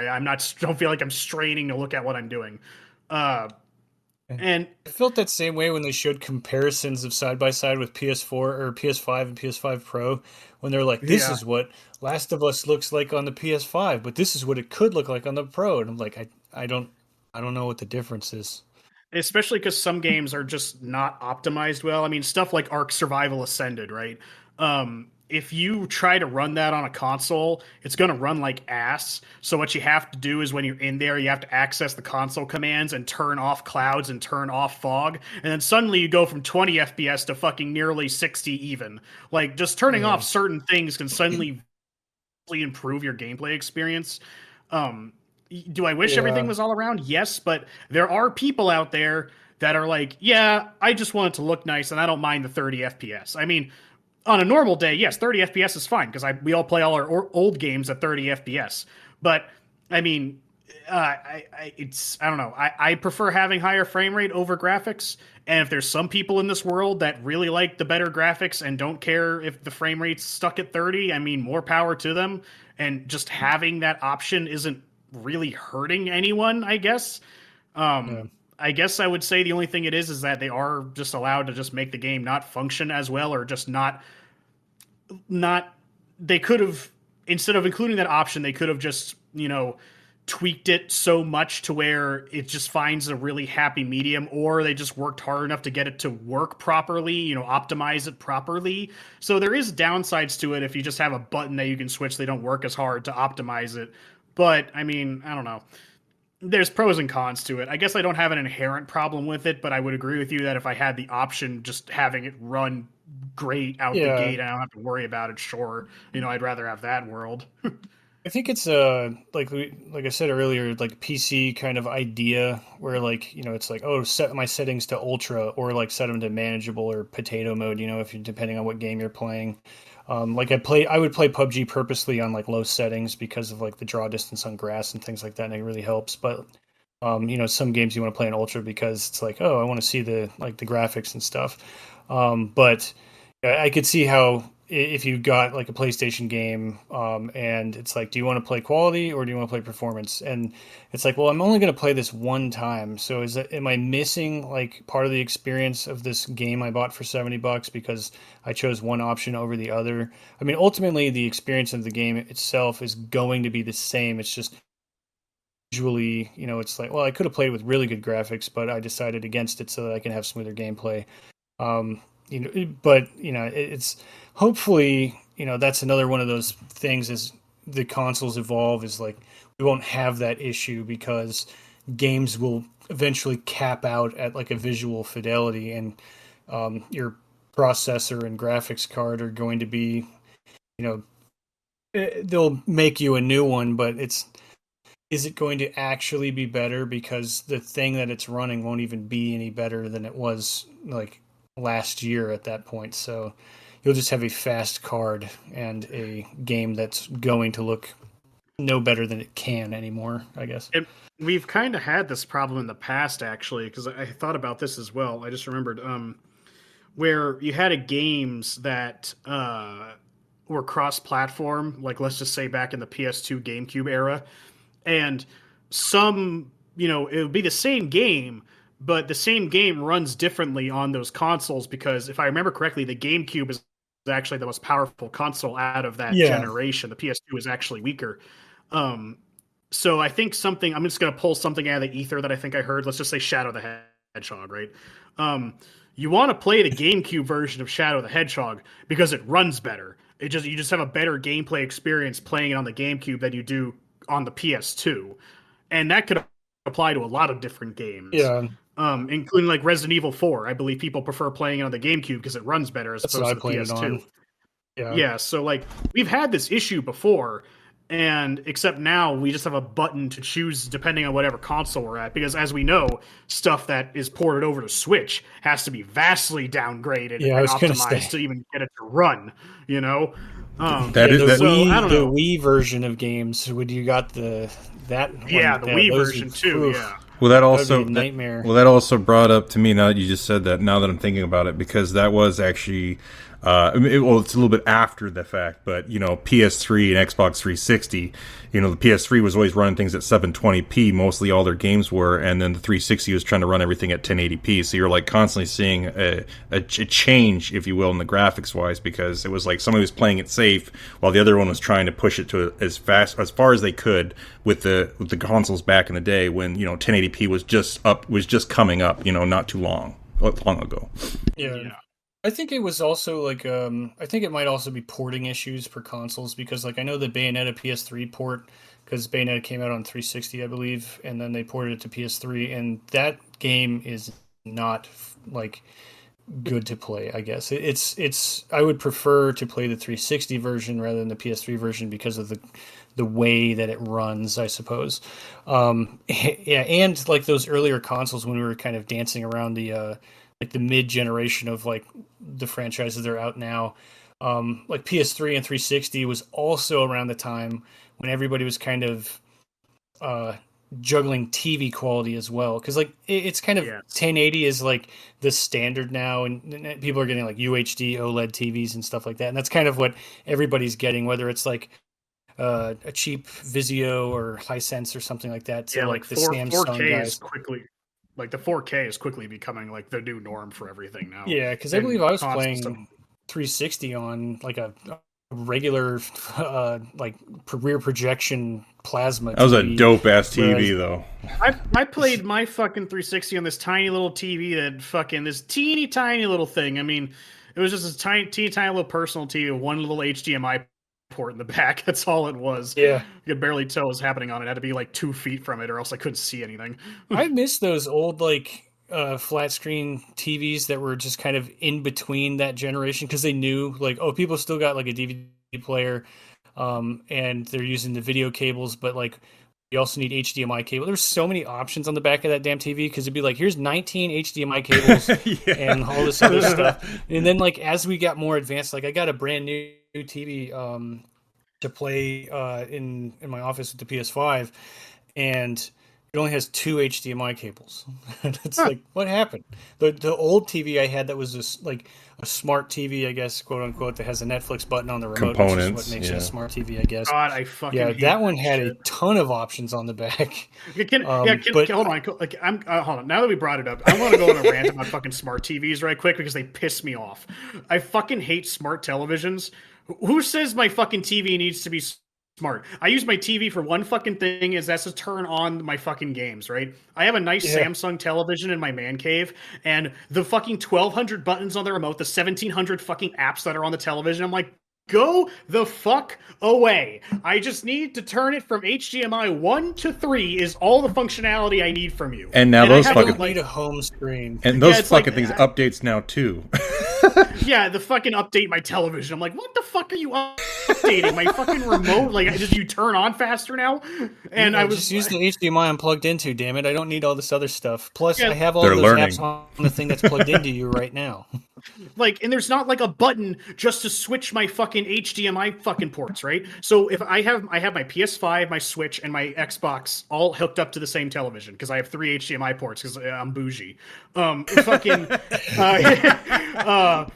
Fucking to turn it to a different one, I have to press the home button, which takes like half a second to get to the home screen, go over to the left, scroll down to connected things, then scroll to the right, and then wait for the thing to come up and like load everything, and then click the 1 through 3 options that I have to go from Switch to fucking Xbox to PlayStation. I know that doesn't sound like a lot, but when you're switching through them a lot, it gets on your nerves really fucking quickly, because the whole process takes like at least 30 seconds. Again, doesn't sound very long. It's really fucking annoying, as opposed to back in the day we had a fucking button for this shit where you just pressed it and it switched the fucking channel. Well, I have a fucking like I have like a Vizio TV or something out in my living room. It's not like a cool name brand television, just like a whatever brand. I got for my retro games. That has a fucking input button on it. That is so much easier to use. I like that one better because I'm just like, oh, I want to go to the Wii channel. Click. Oh, I want to go to the PS2 channel. Click. Oh, I want to go to the fucking GameCube channel. Click. It's like, oh my god, it's so much easier. And when I turn on, it just goes right to whatever the last input thing I have instead of taking me some fucking home screen. It's so great. I love it. My favorite thing to do with a smart TV is go to their games section on their apps. And oh, it's Jesus. Always just absolute Sudoku. Trash. Yeah. It's usually, it's like Sudoku and some like probably like Mahjong or something, and then like some really stupid like catch fruit in a basket game that I don't even know like who's playing them or why they even need to exist, but somebody has to. It's somebody's job to make it. So you're just sitting there and like, oh, I develop games for smart TVs that no one ever sees. Like it's not like a asset or not an asset bundle, but it's not like the Google Play Store. It's not. These are not games that you can get on your phone. They're just really specific, terrible like. It seems like they'd be on one of those like 701 game like, console things. It's like, what is this? Why does it exist? My Samsung's always like, hey, you like games? You want to try our game streaming service? I'm like, no, I have 3 consoles hooked up to you. Like, stop you should know this. Streaming crap. Yeah. And don't get me wrong. My TV has great picture. Just that one thing about it, it is just such a fucking hassle just to go to a different input. It shouldn't have to be this difficult. It shouldn't be a fucking 6-step process. I have another smart TV that whenever I turn it on, it like gives me an ad for something, and it's I just want to get to YouTube so I can turn on something. Like, I don't need an ad for, do you want to try this thing? It's like, no, you're a TV. Just please turn on and then do what I want. Yeah, and mine specifically is like heavily built on the remote. So if you lose that fucking thing, you're screwed.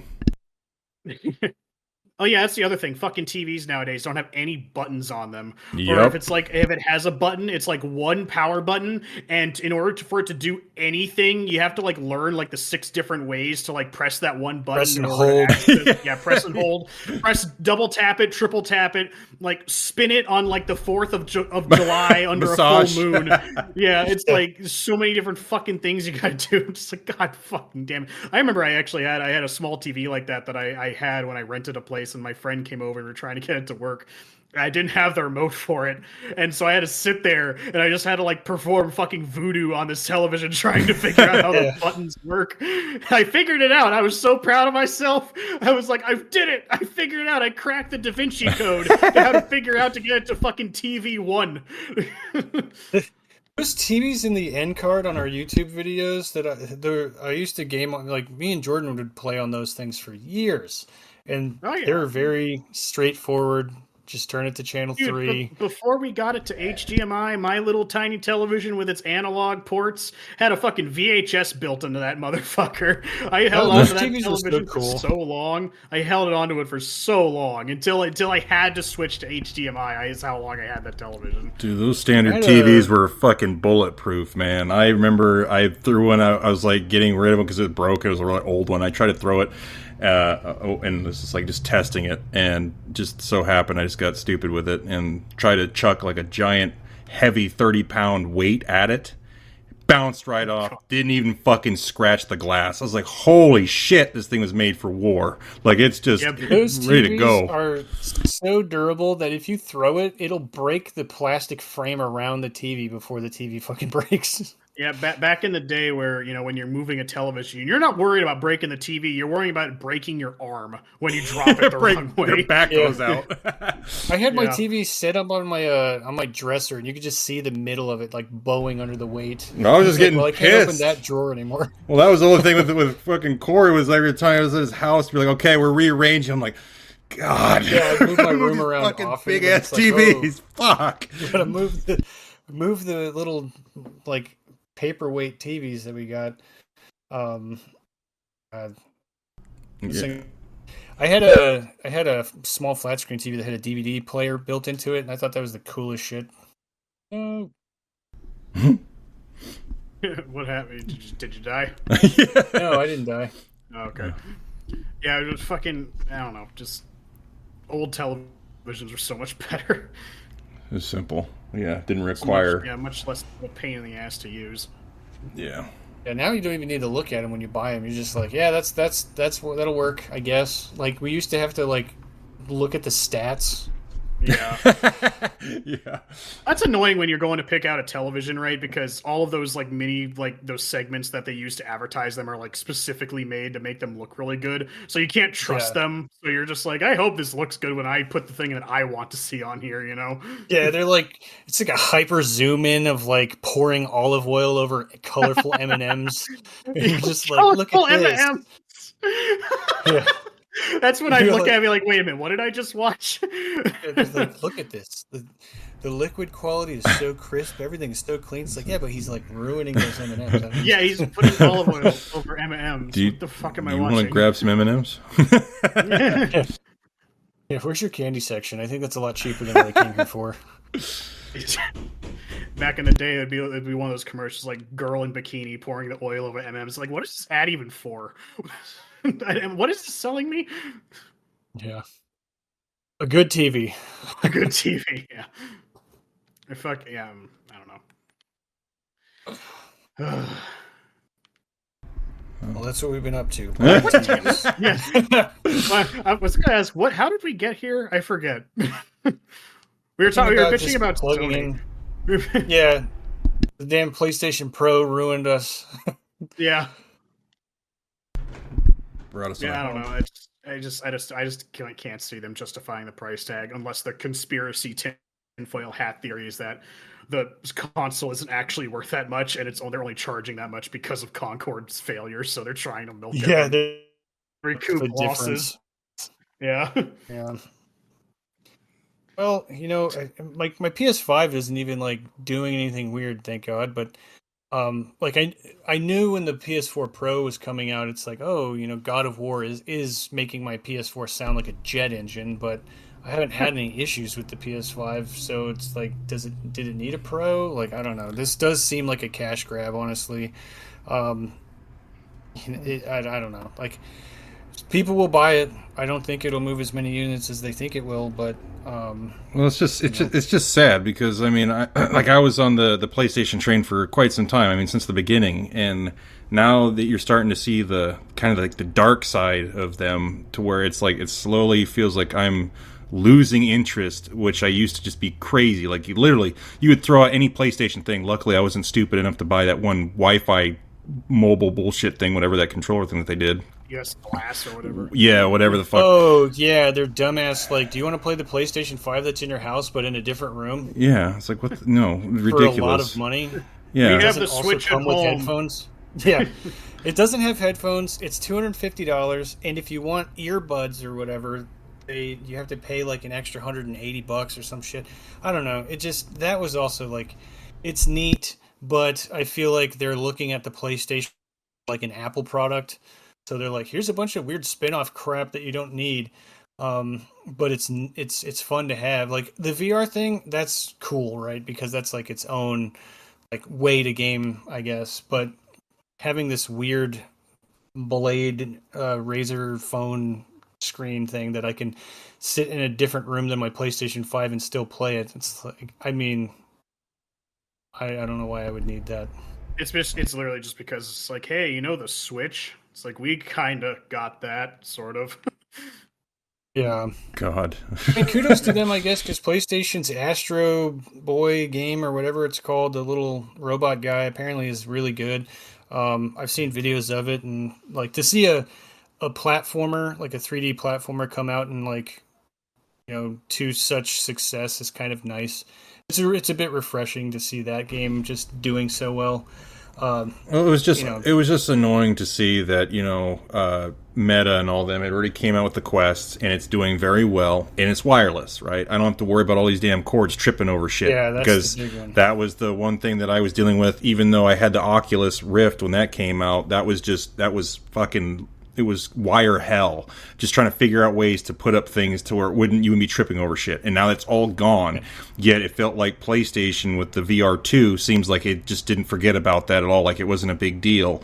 And I'm not going to pay a shit ton of money for a game that's connected straight to the console, and it does not feel as immersive as if it was that you're doing the whole Quest thing where you're actually having to do things. And I get it. Not people want to get up all the time and fucking swing their hands and jump up and down and shit. Sometimes you want to get home from work and you just want to relax. You just want to chill. So I kind of understand that. But I was really hoping that when they got to the second version of this, that they were going to try to get away from the cords and make it a lot more clean and just try to improve the quality, but at the same time try to get rid of all that crazy wire shit, because that's just, I don't like that. It's crazy.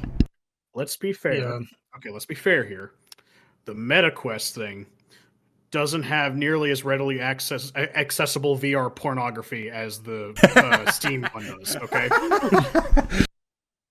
Yeah, and I mean, and it's like, again, it's like taking a lot out of it. I understand there's a lot of shit involved when you're trying to make something work, and you're trying to sell it as much as you possibly can. You're trying to outbeat all of the other companies out there that's trying to do the same exact thing, and I know that they're trying to go hard with all these different features and stuff that they have, but I just think that they're getting way too crazy now with trying to make people believe that what they're going to make is going to work, and they're making people now suffer for a mistake, like we were talking about with the Concord thing. I really think that they just need to think more about it before they just push out a very heavily costly game that could eventually jeopardize your company, It's funny because I've been listening to a lot of Digino Gaming because I fortunately found that they had their entire library of shit on Spotify under a podcast thing, and I listen to that while I'm at work on Wednesdays. And I'm enjoying listening to a bunch of old stuff, especially from Nintendo, when people used to give a shit, especially learning all about, the late Iwata. That guy was a fucking legend. The amount of stuff he's done for Nintendo. And when he passed away, I kind of realized how important that was. But there's so many stuff, because they do a lot of stuff with Nintendo. I don't know why. I think it's just because Nintendo just has such a much bigger history when it comes to games than a lot of the other, like Xbox and PlayStation does. It just, people used to care. Like, this hobby was used to be much more smaller, composed of just hobbyists just wanting to play games. And I mean, when I say that, it's not all doom and gloom. Yes, we have games nowadays that are there for the games, there for the sake of it. But the whole hobby's just gotten so polluted with greed and monetization and modernization of games. It's just, we are not in the same fucking place we used to be, and with PlayStation doing all this nutty stuff, it just feels gross. It feels scummy, and I don't like it. And don't get me wrong, I understand that Nintendo aren't saints. Nintendo's done some dumb shit, especially, I mean, speaking of Nintendo, I mean, their little bit is that they're finally going after Pal World legally now. for whatever patent reasons. We'll see how that turns out. Responding with lawyers that have guns. Yeah, it was funny with lawyers. Yeah, we'll see how that turns out. Whether or not I honestly, quite frankly, I don't really care either way. I don't think they should win, but if they do, they do. I mean, the actual lawsuit based on the act of catching them with the ball. Yes, it's catching with a ball and the function of the Pokedex and stuff. I mean, and here's the thing: this isn't the first time Nintendo has gone after people for patent reasons, but they could have gone after people. They're only going after Pal World because they actually became successful. So they see in this competition, which, me personally, I have very high stakes in how Pokemon does. So if they lose, I'm just going to sit there and point and laugh and say, haha, you have to try now. And fucking, Nintendo lawyers, man, they are the best in the business. Yep. So that's why I doubt that they will not lose, but we will see. So yeah, I'm not going to pretend like Nintendo isn't, free of sin, mind you, but I still feel like out of all companies nowadays, they're still the ones that still seem to give a shit. They make different games. They take risks, like that Zelda game that just came out. That was different. All they saw was that people responded well to the art style of that Link to the Past remake, and they're like, hey, what if we just do something weird with Zelda where she has this weird copy power or something, and just use that same engine and make a cool Zelda game? It's like, yeah, sure. I mean, we were originally going to talk about handhelds today. We're going to move that topic for a different day. But one thing I did want to point out was the fact that handhelds, because they were cheaper to make, allowed people to explore more, which is why I think Nintendo has so many successful spin-off things, is because they were cheaper to make for all their mobile stuff. And but even now with the Switch, they still experiment. They still make new things, new crazy stuff. I don't ever see that kind of innovation come out of almost any other developers, and I don't count mobile games as that kind of innovation. I'm talking about it's just I don't know, do something crazy. Do fucking, how Persona made Dancing All Night? Do Final Fantasy Dancing All Night or some fucking crazy shit like that. People would buy that shit. Why not? Get down, Club. Yeah, why not? People would just fucking buy it to see Tifa in fucking awesome dancing outfits. Fucking, you would buy it just for that. Fuck. Yeah, I would. Nintendo, they're kind of wild with it. I mean, let's face it, the DS was just what if we had two screens idea? It's why? And then it became this monster. Everybody had one, and everybody loved it. And it was just oh, okay. And then the Wii came out, and you have people that don't buy consoles buying it just so they could play Wii Sports. And they didn't even go and get what is it, Real Red Steel or something like that, or those other shooter games and stuff that had motion controls heavy. They just wanted to play golf, and that's it. Yeah. Some people got the steering wheels for the Mario Kart that was on the Wii, but whatever. And then of course you get Wii U, but I mean that was essentially just a beta test for the Switch, if you really want to look at it that way. But the Wii U was an interesting console. They were two screens worked. Why not this thing? Well, I mean, even the Wii U had fucking... It was a pain in the ass to develop for. And yeah, I mean, the Wii U was a fucking, a trip in the road. But, I mean, it still had bangers on it. And let's not forget that in response to that thing's failure was probably one of the best things that Nintendo has done, because Iwata and a bunch of other high-ups took pay cuts so they didn't have to lay people off due to its failure. That's the kind of leadership you want to see, instead of oh yes, we released a game and it made $80 bajillion. Let's lay off half the staff so we can have bigger bonuses. And high five, yeah. Yeah, and high five while we're doing it. Iwata would come down during crunch time and program alongside people. I mean, fucking Pokemon Stadium 2, I heard some trivia about that, is that they were having trouble with shit, and he just came down, he was like, hey, you guys having trouble? He's like, here, let me help you. And he was the boss man at the time. They're like, oh shit, thanks, man. So he'll just come down and solve the problem. Throws the tie over his shoulder. There's a lot of companies, I think, that, in the gaming world in general, that the CEO has no idea what goes into making the game. They're not going to be, they're not stupid. They're CEOs for a reason. They're just, we start seeing all the higher ups of these teams coming from the marketing departments and stuff like that, instead of the actual people that are building the games, any of the artists or programmers and stuff. So EA,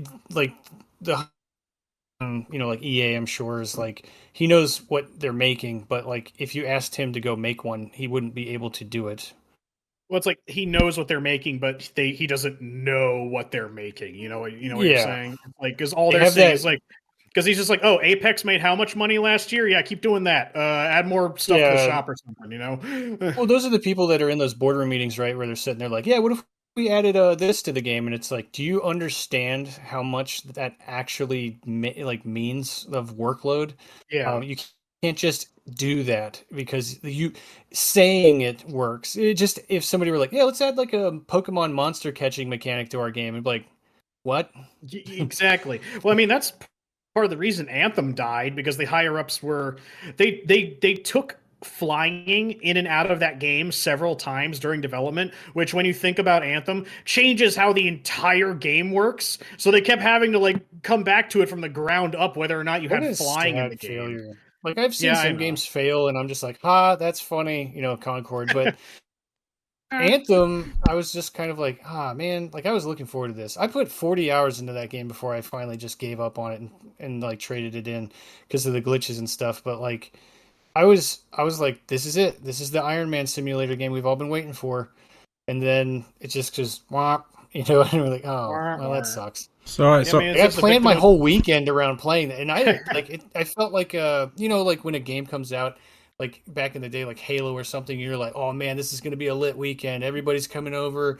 We're all playing the new hotness. Halo 3 was like that, and then like that's kind of how I was approaching Anthem, oddly enough. And I should have proceeded with caution, but like I was very excited. Me and my buddy Cole, we got our TVs next to each other and everything. And we're like, all right, here we go. And then we're like, what the fuck, man? I mean, I rarely do that. And the one time I do is with Pokemon Scarlet and Violet. And I got burned massively for it. So I'm just like, I am never doing that again. Yeah. I think I did that for 2 Worlds as well. And was like, yeah. Because Dakota wanted to play it really bad, as for a long time now. And that was the one that's just we're all roommates and stuff.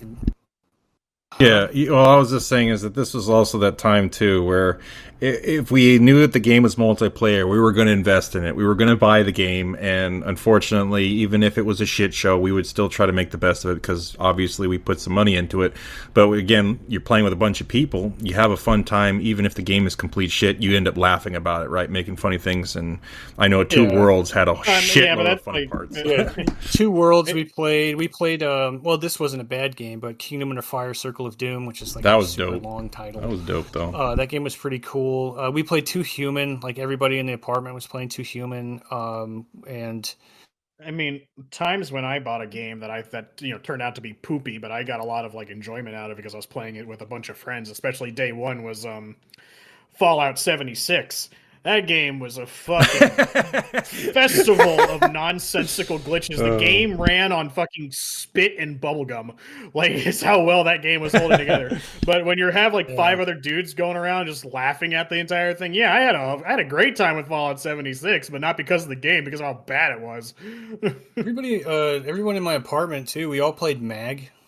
And I did too. God, yeah. What a thing that was way ahead of its time. Yeah, I think that game could have the off chance that anybody that has the ability to bring it back, but I think that it was way ahead of its time for what it was. Here's the thing: you can do it now and just slap Call of Duty on it, and it'd sell.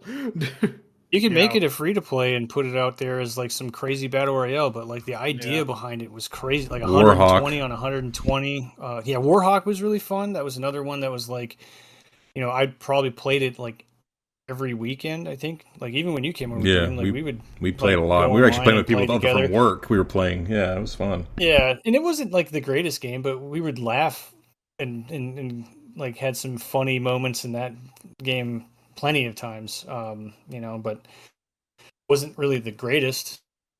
So the question didn't really matter. So the question that I have for you guys is, so since we have been, I guess, since the Switch has been out for quite some time, and now that they're still not wanting to announce the upcoming new version of it, do you think that this is just a attempt to, I guess, get more money, or do you think that this is an idea that they're still not quite sure how to, I guess, to come up with a better new console that is going to rival against the Switch? Well, I mean, Nintendo is very famous for delaying things until they are absolutely, because I mean, one of the best things about Nintendo typically, and when I say Nintendo, I basically mean like the main company, because I need to remind everyone the Pokemon company is owned by Nintendo, but they are like their own separate thing with their own teams. Well, Nintendo proper with Miyamoto and them, they have like a fucking pole up their ass for quality control, which is a very good thing. So they take their time to polish their games and make sure they are bug free as possible. Doesn't always work, but for the most part, their games come out in a much better state than most others. So I would assume that they might just be having trouble like ironing out what's left with the console. Either maybe something's not performing properly, or I mean, again, when Iwata was in charge, he refused to put out the Nintendo DS until he could like drop it from his like full standing height like onto concrete and it still work. Like that was a requirement for that thing to even be sold. It was it being built like a tank, That's and it cool. was. It was a good thing because I think it spawned out of like, yes, kids are going to use this and they're going to drop it and we don't want them to break because these things cost money. So I want you guys to build it to where it does not break. And sure enough, the original DS is built like a fucking Panzer tank. Like the hinges on that thing are thick. Dude, mine lasted until mine hinges finally gave out. Like I was well having my 3DS and mine still worked until finally the top screen pixels died. Like I had mine for so long and I got mine like first like month those came out. Like it was a tank. So I would assume there's just like something that's not meeting their quality standards probably. I would assume it's either that or they're just waiting for the right climate because they understand that first impressions are important, so they need to make sure this thing is ready to go. And they also might not have a good they've learned this lesson with the GameCube. Maybe they don't have enough like launch titles to go with it, to justify buying a new Switch. Right. So they might be waiting for I think Edwin said something about this a long time ago. He's going to hate it if like everything's going to be like only on the new Switch, but unfortunately, that's how you sell consoles is through exclusive games. So I mean, we could easily see them deciding whether or not that they're going to put Metroid 4 is going to be on the Switch 2 or releasing Pokemon Legends Z as a launch title on the Switch 2, it would sell like hotcakes. Like cuz Pokemon it just sells, So they're probably like I said, the console itself is either not up to their standards. There might be not enough console exclusives that's going to justify buying one. Because again, that's kind of what put the GameCube down for a really long time. Because even though Luigi's Mansion's a good game, it's not a launch title. It just isn't. You needed Mario to move consoles, not Luigi, unfortunately. So I mean, that would be my guesses, anyways, because they really, huh? What was that, Corey? Oh, he's dead. Oh no. Okay, good. I was hoping I wasn't. I wasn't me dying. Yeah, because I understand that Nintendo is throughout their entire. Oh, there we go. So throughout the consoles, you can see that Xbox and PlayStation, they've basically been playing it safe. And I don't mean to downgrade them in any way. Obviously, they always try to do better in graphic wise and performance that they can for their consoles and make them look different. But it's always been Nintendo. There's always been some sort of change in the design, the controllers, or even the console itself and how it performs. So I was not quite sure if this is an attempt of just improving the console that they already currently had made, which is the Switch. Again, being it portable and a console is very hard to compete against. But at the same time, is it that they're just tired of having to come up with something brand new since the Switch has been doing so well that they're just going to basically just add some more parts to it? And I mean by that is a better graphics card, so they can just continue on with the same exact feature of what this thing builds on, which is versatility and mobility. I really hope they call it the Super Switch, just like Super Nintendo, because it's going to be like there's no way they're gonna like totally do a 180 on the Switch. Like I know it's coming. One of the Kickstarters I backed asked if you want like which version do you want, PS5 or Switch or Nintendo next gen console, and I was like, okay, so that's clearly a thing. And then I think it was listed somewhere else too, but as Nintendo next gen, but they don't have a name for it. So Nintendo has called things like the Dolphin and other stuff. I don't know if you went over this when I disconnected, but they might be trying to figure out a name for it before they even like go to push heavy marketing on it. Plus, we're getting into the holiday season, and they probably want to move a couple more regular Switches before they get into their. I think their fiscal year end is like February, so we'll probably get an announcement to boost their stock price in pre-order sales before their year end. So I would say February at the latest, but we'll definitely have another Nintendo console by holiday next year. I think also they are going to very much be in the camp of, let's not make this into a Wii U situation. We really need to justify having a Nintendo Switch because of how, Wii, massively successful. Wii U, the complete opposite of that. Right. I didn't even know it was coming out. Like, the marketing on the Wii U was bad. And I accidentally got one because I happened to be at Walmart during the release. It was like, because they asked if I was there for the new Nintendo console, and I'm like, what Nintendo console? Yeah. And then they gave me I was first in line. I was like, okay, I guess. I was here to get chasers for a party, but I guess I'll sit here until midnight, and I'll come back with a new Nintendo. So, yeah. But I'm sure that they're holding out because they're trying to figure out if they want to call it Super Switch, Switch 2, or whatever project name it is. I'm sure somebody tried leaking it and they murdered them in an alley. Yeah, like it could be any myriad of reasons, and financially, I don't know. It's just like, I really think they're treading very carefully not to have a GameCube Wii U repeat. They really want to knock this one out of the park in terms of that. I mean, they're already. I'm like 99% sure they're not going to do what I want them to do, which is axe the portability for more power. But I mean, I don't mind if you don't have enough power. Just make sure the shit that I like is running well. Can you please send someone from the fucking Zelda department over to help people at fucking Pokemon Company? Please, Miyamoto. God. Yeah, the only thing they really need to do is just make sure that the stand for it has its own processor in it too that turns on when you dock it, and then push for docked performance. That's how the Switch was originally supposed to be, because they had a patent for a design like that where the stand was going to have increased power. So when you had it in dock mode, it was more powerful than having it in handheld mode. Yeah. But as of right now, the dock is just a glorified charging port. I mean, they can do it. There's such a thing as an external graphics card that you can get to like boost your computer without having to like actually put a graphics card inside of it. Yeah. With the ROG Ally. See them doing that. Yeah, and you could boost the ROG Ally stuff. So, and with all of those PC handhelds, like I'm sure they're kind of like if it's coming out next year holiday season, it's definitely too late for hardware changes. But from my understanding of the places that I've read like mild leaks here and there, that it's supposedly going to be like a handheld PS4 Pro or something like that. Power wise, which isn't bad, I don't think. Their games are very polished anyways on Switch, so like let's face it, we're talking about like Mario Odyssey 2, for example, or like a Zelda Breath of the Wild. Like those aren't hyper realism games, they're stylized, so they age well too. So like as long as it's like people will be upset that it's not better than a PS6, but it's like it's Nintendo. Their games aren't like known for realism, and so they don't need that kind of power.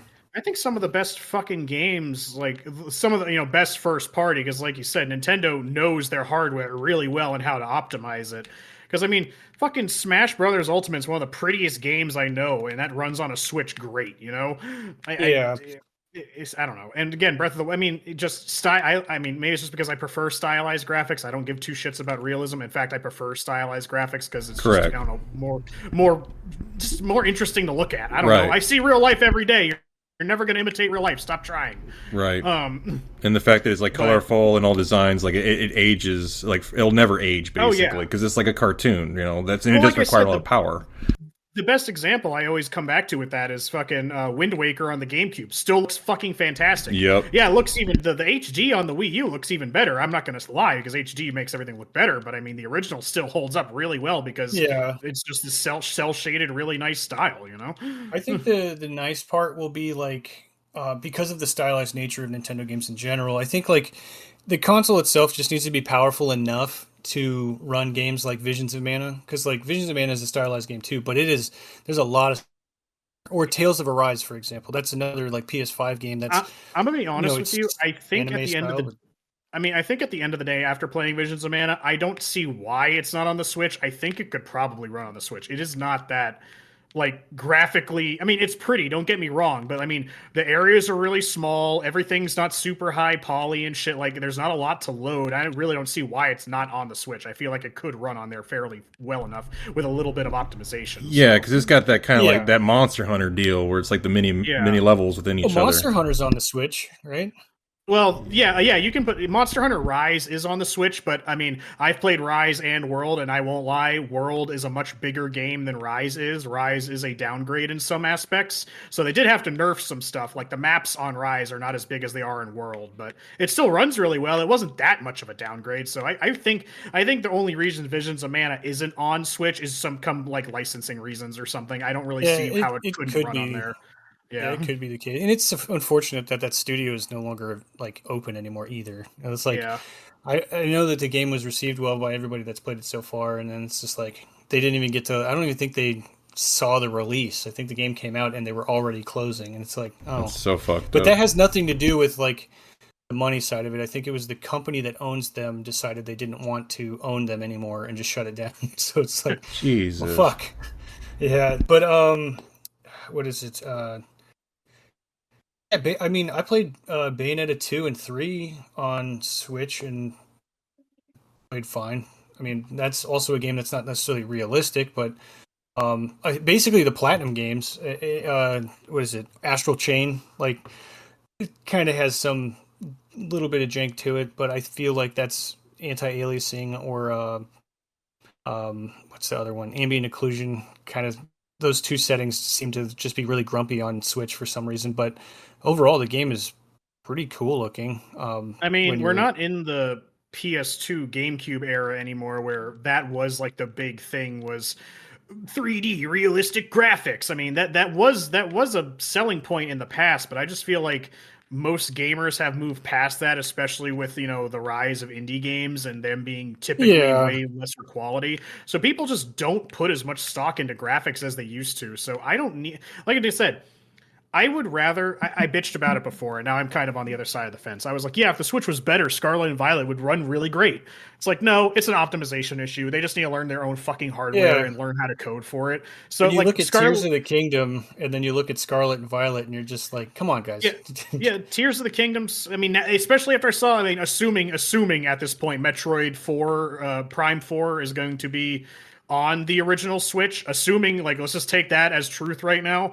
That looks fucking fantastic. What the fuck happened? And so when you're making Scarlet and Violet and you realize that like making the entire world constantly loaded in is a bad idea and causes the game to run like ass, don't do it. Just don't.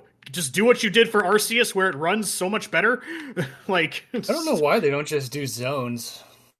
Because it's not cool. It's like, oh, all one open world, and it's like, oh, all great. For one. Yeah. Yeah.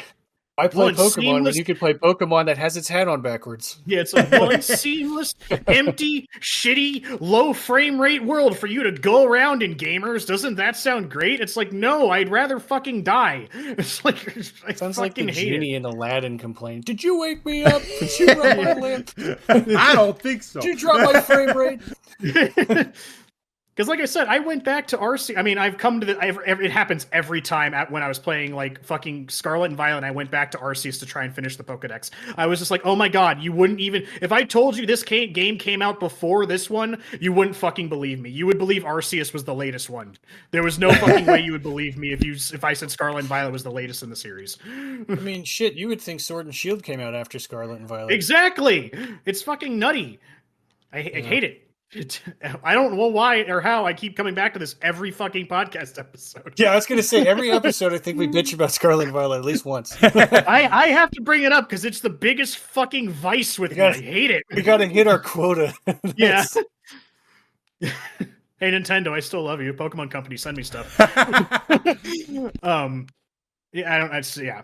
So if they can, but it'll still move consoles. That's why I said if they get Zygarde as a fucking, Legend Zygarde as a launch title, it'll easily help sell whatever the Switch 2 is going to be. Yeah, and before I cut out on my internet, I was mentioning Twilight Princess, and that was a GameCube and a Wii release. So I would imagine that if they were going to do a was like going to be Metroid, and they were like, well, you could play it on the Switch, but you should play it on the Super Switch or whatever they're calling it, because that's what it's meant to be for. So there's probably an optimized version that's going to be like meh, and then there's going to be like the real one. Yeah. And I think Skyward Sword was the same way. I don't remember if it was just on the Wii. No, Skyward Sword was only on the Wii because that was like heavy into the motion controls. Yeah, because Like, I didn't know if there was like a Wii U version of it and then a Wii version of it, but I think it was just specifically Wii, I suppose. But yeah, you didn't really see that though with like the Super Nintendo version and the 64 version, or the 64 version and the GameCube version. They only did that when it was GameCube to Wii for some reason. But you know, maybe they'll do that with the Switch stuff, especially if the way that the games function are the same. Because I don't know if they're gonna like. It's nice to see them go back to like a cartridge, so to speak. So they're not going to go mini discs or discs again. I feel like they're going to maintain the cartridge aspect, and that you'll either have the stupid new 3DS spot for those games and then a Switch spot for that game, or they're just going to be the same format and it's going to be just a better like card, I guess, because you're basically just putting an SD card that has a lot of memory in there. So I know that like they looked at Zelda and they called it a premium game and it was $70 and the other ones are all $60. So maybe this new Nintendo console is going to be operating off of that like premium as the base of what the games can be, because of how much memory they're going to need for like graphics, I suppose. But most of the time, third-party developed games for Nintendo are kind of like meh. Like EA and them probably could give a like rat's ass about it, but because Nintendo uses their console better than anybody else can. Well, like the only reason you'd buy another game, like a third-party game on the Switch, it's like, is this game good if you could bring it with you, sort of thing. You know, it's like if you could play this on the go, does this improve the experience in any way? If yes, you might want to get it on the Switch. If no, buy it anywhere else. I mean, that's the only reason I was excited about having Vampire Survivors on the Switch, because I'm like, oh, I can play this on the plane. Yeah, and I mean, think about like Hogwarts Legacy. It's also on the Switch. That one, not good. It's like, why would you ever want to play it on the Switch? I bought it on PS5 and I enjoy it. But like, I know that they were like, oh, and it's also coming to Switch. It's like, no one wants that. Like, we already know how bad it's going to look. And I've seen the pictures. I'm glad that people that play, only on Switch will get a chance to experience the game, but they won't be able to experience. It's not a real game. They're going to experience a tech demo. Yeah, there's the people that are shoehorned into just only Nintendo products, and so the only thing they ever play is Mario. So it's nice that they get like a variety, I guess, to kind of try other things. But yeah, Hogwarts Legacy, play that on a real like hardcore console and not the Switch. Yeah. Before I forget about it, I had a thing in my head that. We talk about cartridges, but we do have, as good as Nintendo's been about continuing publishing, physical copies of games, we do have reason to worry that they will eventually switch to digital only, because that actually was a thing on the table when they were making the Switch originally, is that they were heavily debating whether or not it was going to be a digital only console. So I would assume that they're still looking at that. I don't know, like maybe they look at the sales numbers for digital and like can compare it and see if it's even worth it. But I'm just saying, I'm obviously in the camp continue making the cartridges because I want my physical game, sort of thing. But we do have reason to worry that they will eventually decide that that's no longer the business practice that they want to participate in. So I wonder how well, like, obviously these metrics, I don't think we would have like public access to for like any documentation, but I wonder how well their eShop did on like the DS. Like, I know they had one, and I know there was some stuff that you could download, but like, I think that's the giant metric that they have to use, right? Is like, how well does our eShop perform? Like, given the fact that you have, brick and mortar stores selling your physical copies, like what are the sales numbers coming from like Walmart and Target and GameStop compared to people that are just going to your store or your online store and downloading the digital version of the game? The hard part is like, I feel like that number is kind of unrealistic to gauge in a sense of like comparison, because the option to buy the physical game exists and has always existed. So like the digital part is like relatively newish. I know PC players totally enjoy it because of Steam and other aspects. But like if they were to, like, let's say PlayStation goes all digital and Microsoft goes all digital, would it be a benefit for Nintendo to maintain doing physical copies because now they're the only game that's on the shelf in a store, and during holiday season, like your grandparents and whatever can't grab a digital game and give it to you for Christmas.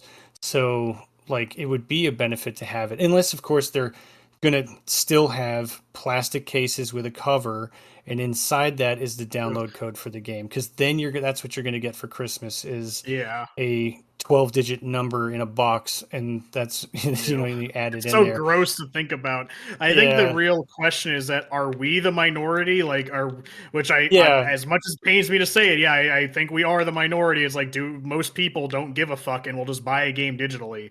So ultimately, the people who are buying it physically are dying out, for lack of a better term. So, I mean, and then they ask, then they ask themselves, I mean, it is I mean, I won't lie, it is financially way more better for them to just sell digitally because they don't have to deal with distribution, splitting, giving costs, material costs, shippings, and splitting the profits with the stores and stuff like that. So, yeah, digitally, you're going to get a lot more money. It's just consumer friendly and not even like the majority consumer friendly to make physical copies of games. So I mean, I'm not stupid. I understand that we're the minority. We're the people that are dying out, and that's the whole reason this is happening. But it still doesn't mean I like seeing it.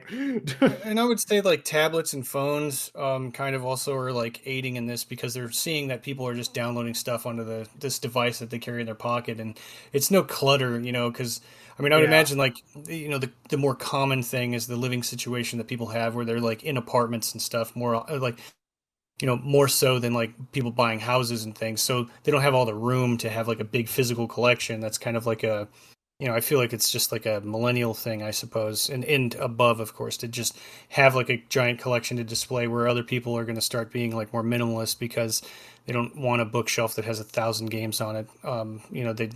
They'd rather have just a TV on a table with a clean visual, because also hauling that shit around every time you move. I know because I moved from Alaska to Florida with all of my stuff, and I was carrying it in plastic bins from apartment to apartment because I didn't want to let it go until I finally got a chance to set it up after, dicking around since 2012.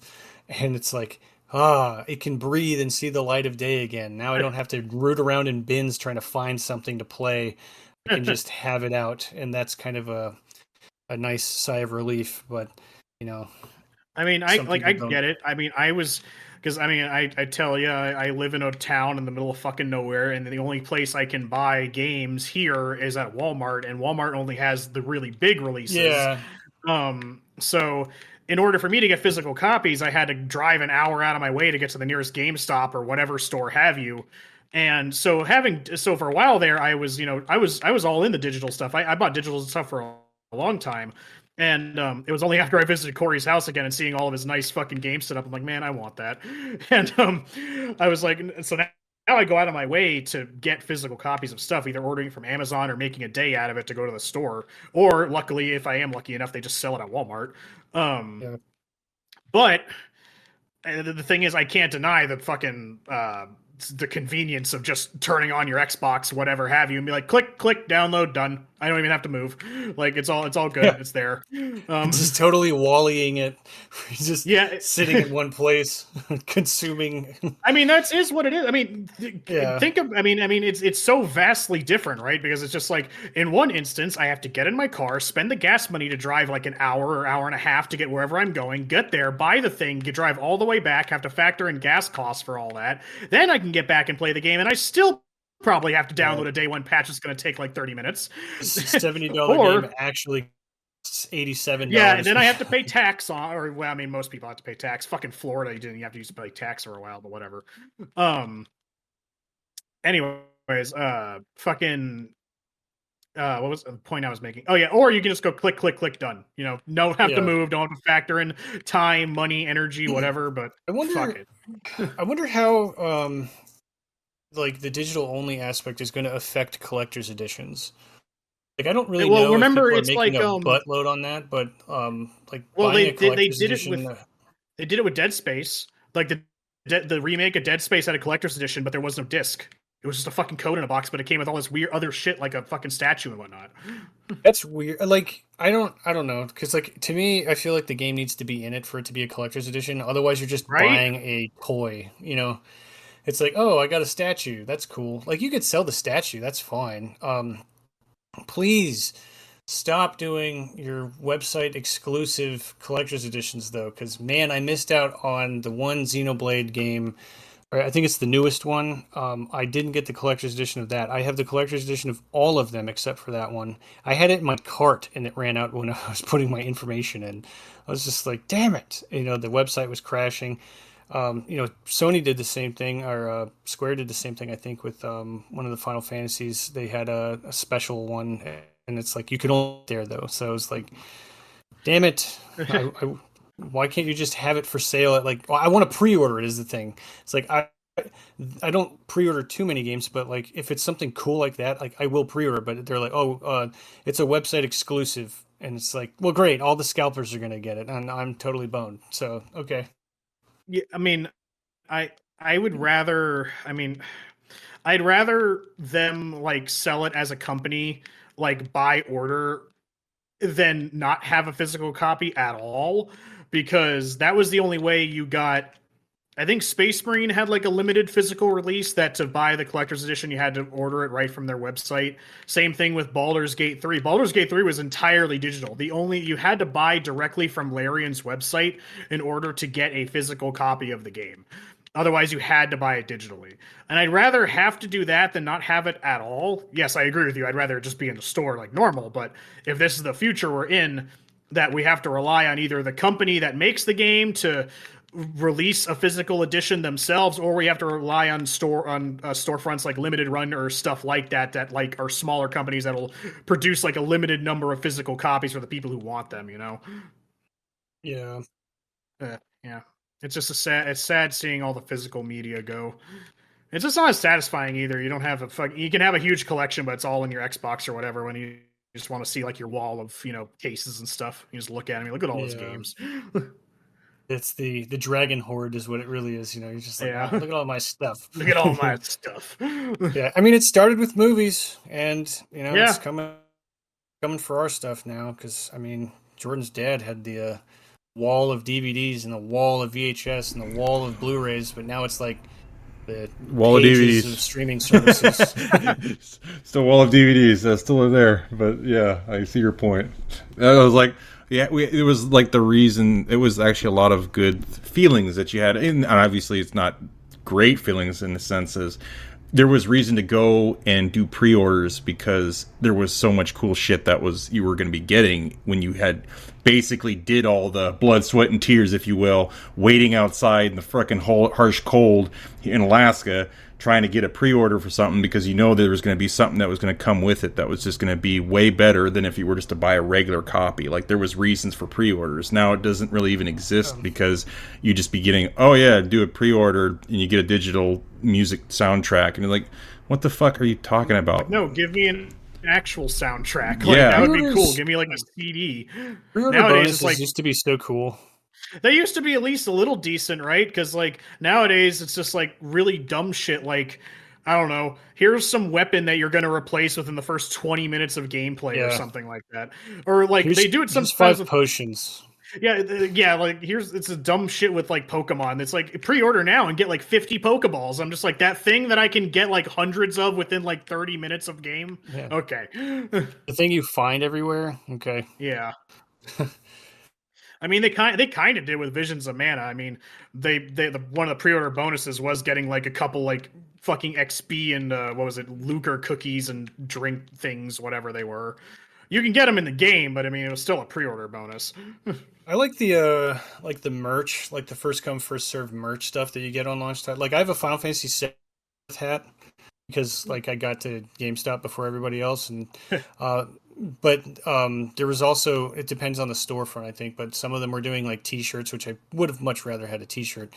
But like those are always cool. Like sometimes they give you like a poster or something that came with the game or something like that. So it's like, oh, neat. I think actually the Zelda game came with like a hand towel or something. like a Zelda Echoes of Wisdom like drapery or something like that. I mean, so that's kind of cool. The easiest thing you can put in like collector's editions for me to want to buy them is just really easy. Just put an art book and a soundtrack, like physical soundtrack in there. Like that's the main thing that I try to get is an art. If it's an art book, I'm like, how much is this? Yeah, exactly. Well, yeah. I mean, I felt the same way because I mean, that's why I went so far out of my way and waited so long to get a physical Baldur's Gate. I mean, I waited a long time, but it came with a ton of great shit. Came with a soundtrack, came with some art book, came with a poster, came with patches and stickers and fucking physical copy of the thing. And like, there's so much shit in that box. And like, I went on my way to pre-order Tsukuhime's special edition because it came with an art book. An art book that came with a warning that says, play the game first before you read this or you're going to spoil yourself. So like, I still haven't read it. That's the other thing. I'll get the art book and then I'm like, I got to beat the game now because I don't want to see all the spoiler I don't want to see all the ending stuff. I mean, I already felt it recently. I mean, my God, I was immeasurably disappointed when I was so excited for Fate Stay Night to come out remastered for the Switch. I'm like, oh man, I can't wait to get that on my little cartridge. I want to get a physical copy of Fate Stay Night. It's the first time it's been officially translated into English. This is awesome. And then it's digital only. I'm like, God damn it. I mean, I'm glad it still exists, but I was like, fuck me, dude. I was so ready. I was so ready to get a special edition because I wanted an art book for it. I was like, man, this would be great. Tsukahime came out and had an art book and a physical edition. Why not this? I was like, God damn it. I was so disappointed. Sorry, I rant over. The end. the end. Shit sucks. I still bought it. But hey, he gets stuff like that fucking. And granted, I mean, so far we haven't seen it to where digital stuff is completely off the table. Because I mean, with my like 3DS and stuff, all I have to do is I still stay logged into my like Nintendo Online account, and if I ever, because I have a couple digital purchases on my 3DS, I have like Kid Icarus Uprising, Animal Crossing New Leaf, Smash Brothers, and shit like that, and I can't keep all of that on my DS at the same time because I don't have room for it. And even though the 3DS store is shut down, they still let you re-download anything that you've purchased previously. So it's not like they're like lost to the void. But I mean, it's just always that fear that one day it will be, you know, and then whatever's on my 3DS is just what's on my 3DS. Yeah. The inability to log in and search. Yeah. And well, that's another thing too, is that I was already starting to be like, because when I was testing out, I recently got a cartridge of Pokemon Pearl and Pokemon Soul Silver for my DS. And I was testing it with my 3DS, and I can tell my 3DS is either getting old or needs a cleaning, because sometimes I had to click them in the little cartridge slot like 1 or 2 times before the thing actually read that they were there. And I was like, I don't like that. And I need to stay logged into my thing because I have to keep the fucking Pokemon transport system on my DS because you can't download that anymore in order for me to get all those Pokemon off of there should I choose to do it later and get them all the way to Pokemon Home. So it's just aggravating. It's kind of like, I hope this shit doesn't break. I hope it just lasts forever. Just like teetering on the edge constantly, hoping it doesn't explode. Anywho, I think we've talked for a while, haven't we? Yeah, I think we got a pretty decent general chat episode. Yeah, because I'm not gonna lie, I think I need to get off and finish a few things. So I think we can wrap it up there, unless anyone has one last thing to bitch about. I mean, I'll save it. I'll save it. Oh wait. Oh, okay. Well, next time is gonna be all about Visions of Mana. So unless it's related, get it out now. No, it'll be. I guess Visions of Mana. I don't have a lot of negative things to say, so it's gonna be a really positive episode, I think. Yes, and I this time I did not do my new method. I wrote shit down as I was playing the game because I wasn't watching all that shit over again, so I did it while I was playing. So I think I also made a much more general outline, so I'm not going play by play of the exact plot, leaving some stuff out for people who want to actually experience the game. We're just going to hit like the biggest main points of the story. So I think it'll be a bit more concise, and we're not going to be here for 800 hours. So Jordan, take us out. Stop being quiet. All right. Well, I guess we'll be wrapping it up. Be sure to follow us on Spotify, Twitter, and YouTube channel. Be notified of new episodes. Rate us 5 stars if you enjoyed today's episode. And don't forget to subscribe on our YouTube channel. And for all you gamers out there, just remember to keep exploring, keep playing, and keep listening. Until next time, this is the Mediocre Rumble Brothers podcast signing off. Thanks for listening. See you next time. Hey, this is Corey, and thanks for checking out Mediocre Rumble Brothers. If you liked the video, please drop a like, and if you didn't, that's fine too. If you'd like us to talk about any specific games, drop a comment below, or feel free to discuss your experience with the games that we've mentioned in the episode. You can also listen to our episodes prior to YouTube on our Spotify. Thanks for watching, and hope to see you again soon.